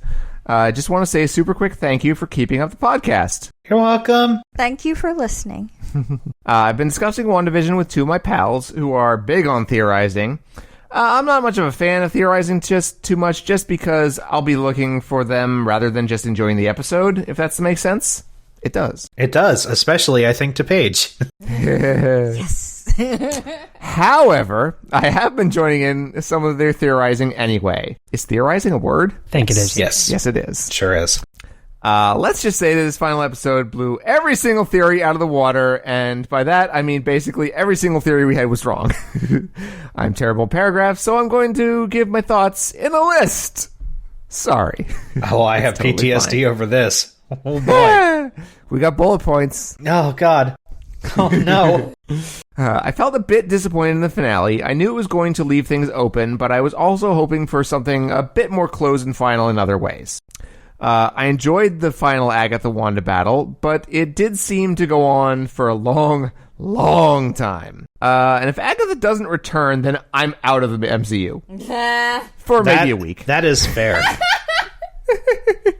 That is very fair. That is valid. Your feelings are valid. I am leaving until I come back for my popcorn.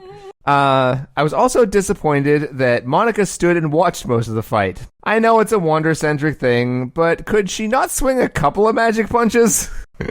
I don't actually know quite the range of her powers. Could she even have gotten up in there? I don't. She might just she not do blast. She might just not know yet. Yeah, what she can do. She doesn't know, but Yeah, once she gets into her power, she can fly and shoot like photon blasts, just kind of like Captain Marvel and stuff like that. Gotcha. Paul Bettany loved working with himself. He admires himself, and we're here for it. That absolute troll. Oh, it was so fucking love great. it. That's like the one fan theory thing where I'm like, ha ha ha ha. And quite frankly, the Ship of Theseus discussion was probably my favorite scene of the whole episode, just because I'm a big ancient history geek. The next point might be a bit controversial, but I really did not like the kids that much. Thanks for writing in, Phoebe. It was great to hear from you. Too bad we don't have any more time. When they vanished, I was kind of relieved. Even every time they shouted mom or dad, I cringed and literally said, "Oh, shut up," at the screen. Fuck them kids. Just want to say that these sentiments are not sentiments of the show. And I mean, in fairness to Phoebe, she's British. I'm not sure that has to do with anything, but okay, JD. Yeah, I don't know why. The British famously don't like children very much. Have you seen Mary Poppins? Oh boy. All right, next bullet point. Again, Agatha is the best. Does anyone know if Kat Dennings was on another job or wasn't available for the final episode? Because she literally hit a car and then poof, she's gone. We don't. Who knows? Yeah, who knows? Yeah, it could have been COVID things. It could have been all kinds of stuff. Like the scene was literally just her sitting in the car, so that could have been filmed at any time. We never actually see her driving it. Okay, what was the main motivation of the evil guy whose name I can't remember? Hayward. I'm guessing it was Hayward. He wanted a vision of his very own. It felt like it changed every episode, so he wanted to kill Wanda, but why? He framed Wanda, but why? I think we went over this a little bit, and basically, he was using Wanda to get Vision back, which is a weapon that he could control, unlike Wanda. And then he was going to kill Wanda to look like the hero. Exactly. And to look like his plan to get the Vision. Like, this was all wins. Yes, he recovered the Vision from this evil person who stole the Vision. We do another British person weighing in saying that Billy was cute as fuck, so apparently everyone from the British Isles just hates children. Well, I suppose they're not a monolith. This episode did just feel like it fizzled out. The stakes were so high in previous episodes, especially when Vision was trying to escape the cube thingy. Do you think that Ralph Boner thing a misleading thing? Because I genuinely don't even know at this point. Yeah, we talked about that a little bit. It's We talked about that a little bit? Yeah. A lot of it. That's a one way to put it. A lot of it. Love the Scarlet Witch costumes and the runes twist during the fight. In relation to other MCU news, I'm already feeling slightly overwhelmed by all the upcoming Marvel content. I'm not too invested in the characters of Falcon, Bucky, or Loki. That being said, I wasn't that invested in Vision as a character, but I like him now. So hopefully that means the other shows will manage to do the same. I mean, I feel that way about Bucky. Like, I'm hoping that Falcon and the Winter Soldier give me something to sink my teeth into with that character. Keep it up, and thanks for bringing the discussions and analysis every week. Stay safe and keep on keeping on. Thanks. Thank you. Thank you very much. Thank you very much. Now can I end the podcast? Now you may end the podcast. I don't think we Thank you. The reports. It's not that I can see. Thank you. Jamie, where can people find you on the internet? You can find me on Twitter at Jamie_Blumberg or my website jamberg.me. McCall? I'm on Twitter at InkAsRain. Paige? You can find me on Twitter at Paige_Branson, on Tumblr at Paige Branson, and on Instagram at Paige_Branson. Devin? You can find me on Twitter at CreeInTheBox. You can find me on Twitter at JD Jackson. Follow along with the podcast on Twitter at Level7AccessPod. Our email address, level7accesspod@gmail.com. And our Patreon is patreon.com/level7access. We will be back in a couple of weeks because we have another Marvel show to cover very, very shortly. We may have something in between then. Don't know yet. We'll let you know when it comes. But we will definitely be back for Falcon and Winter Soldier. So, Falsall. yep. We'll talk to you guys real soon. Bye. Later.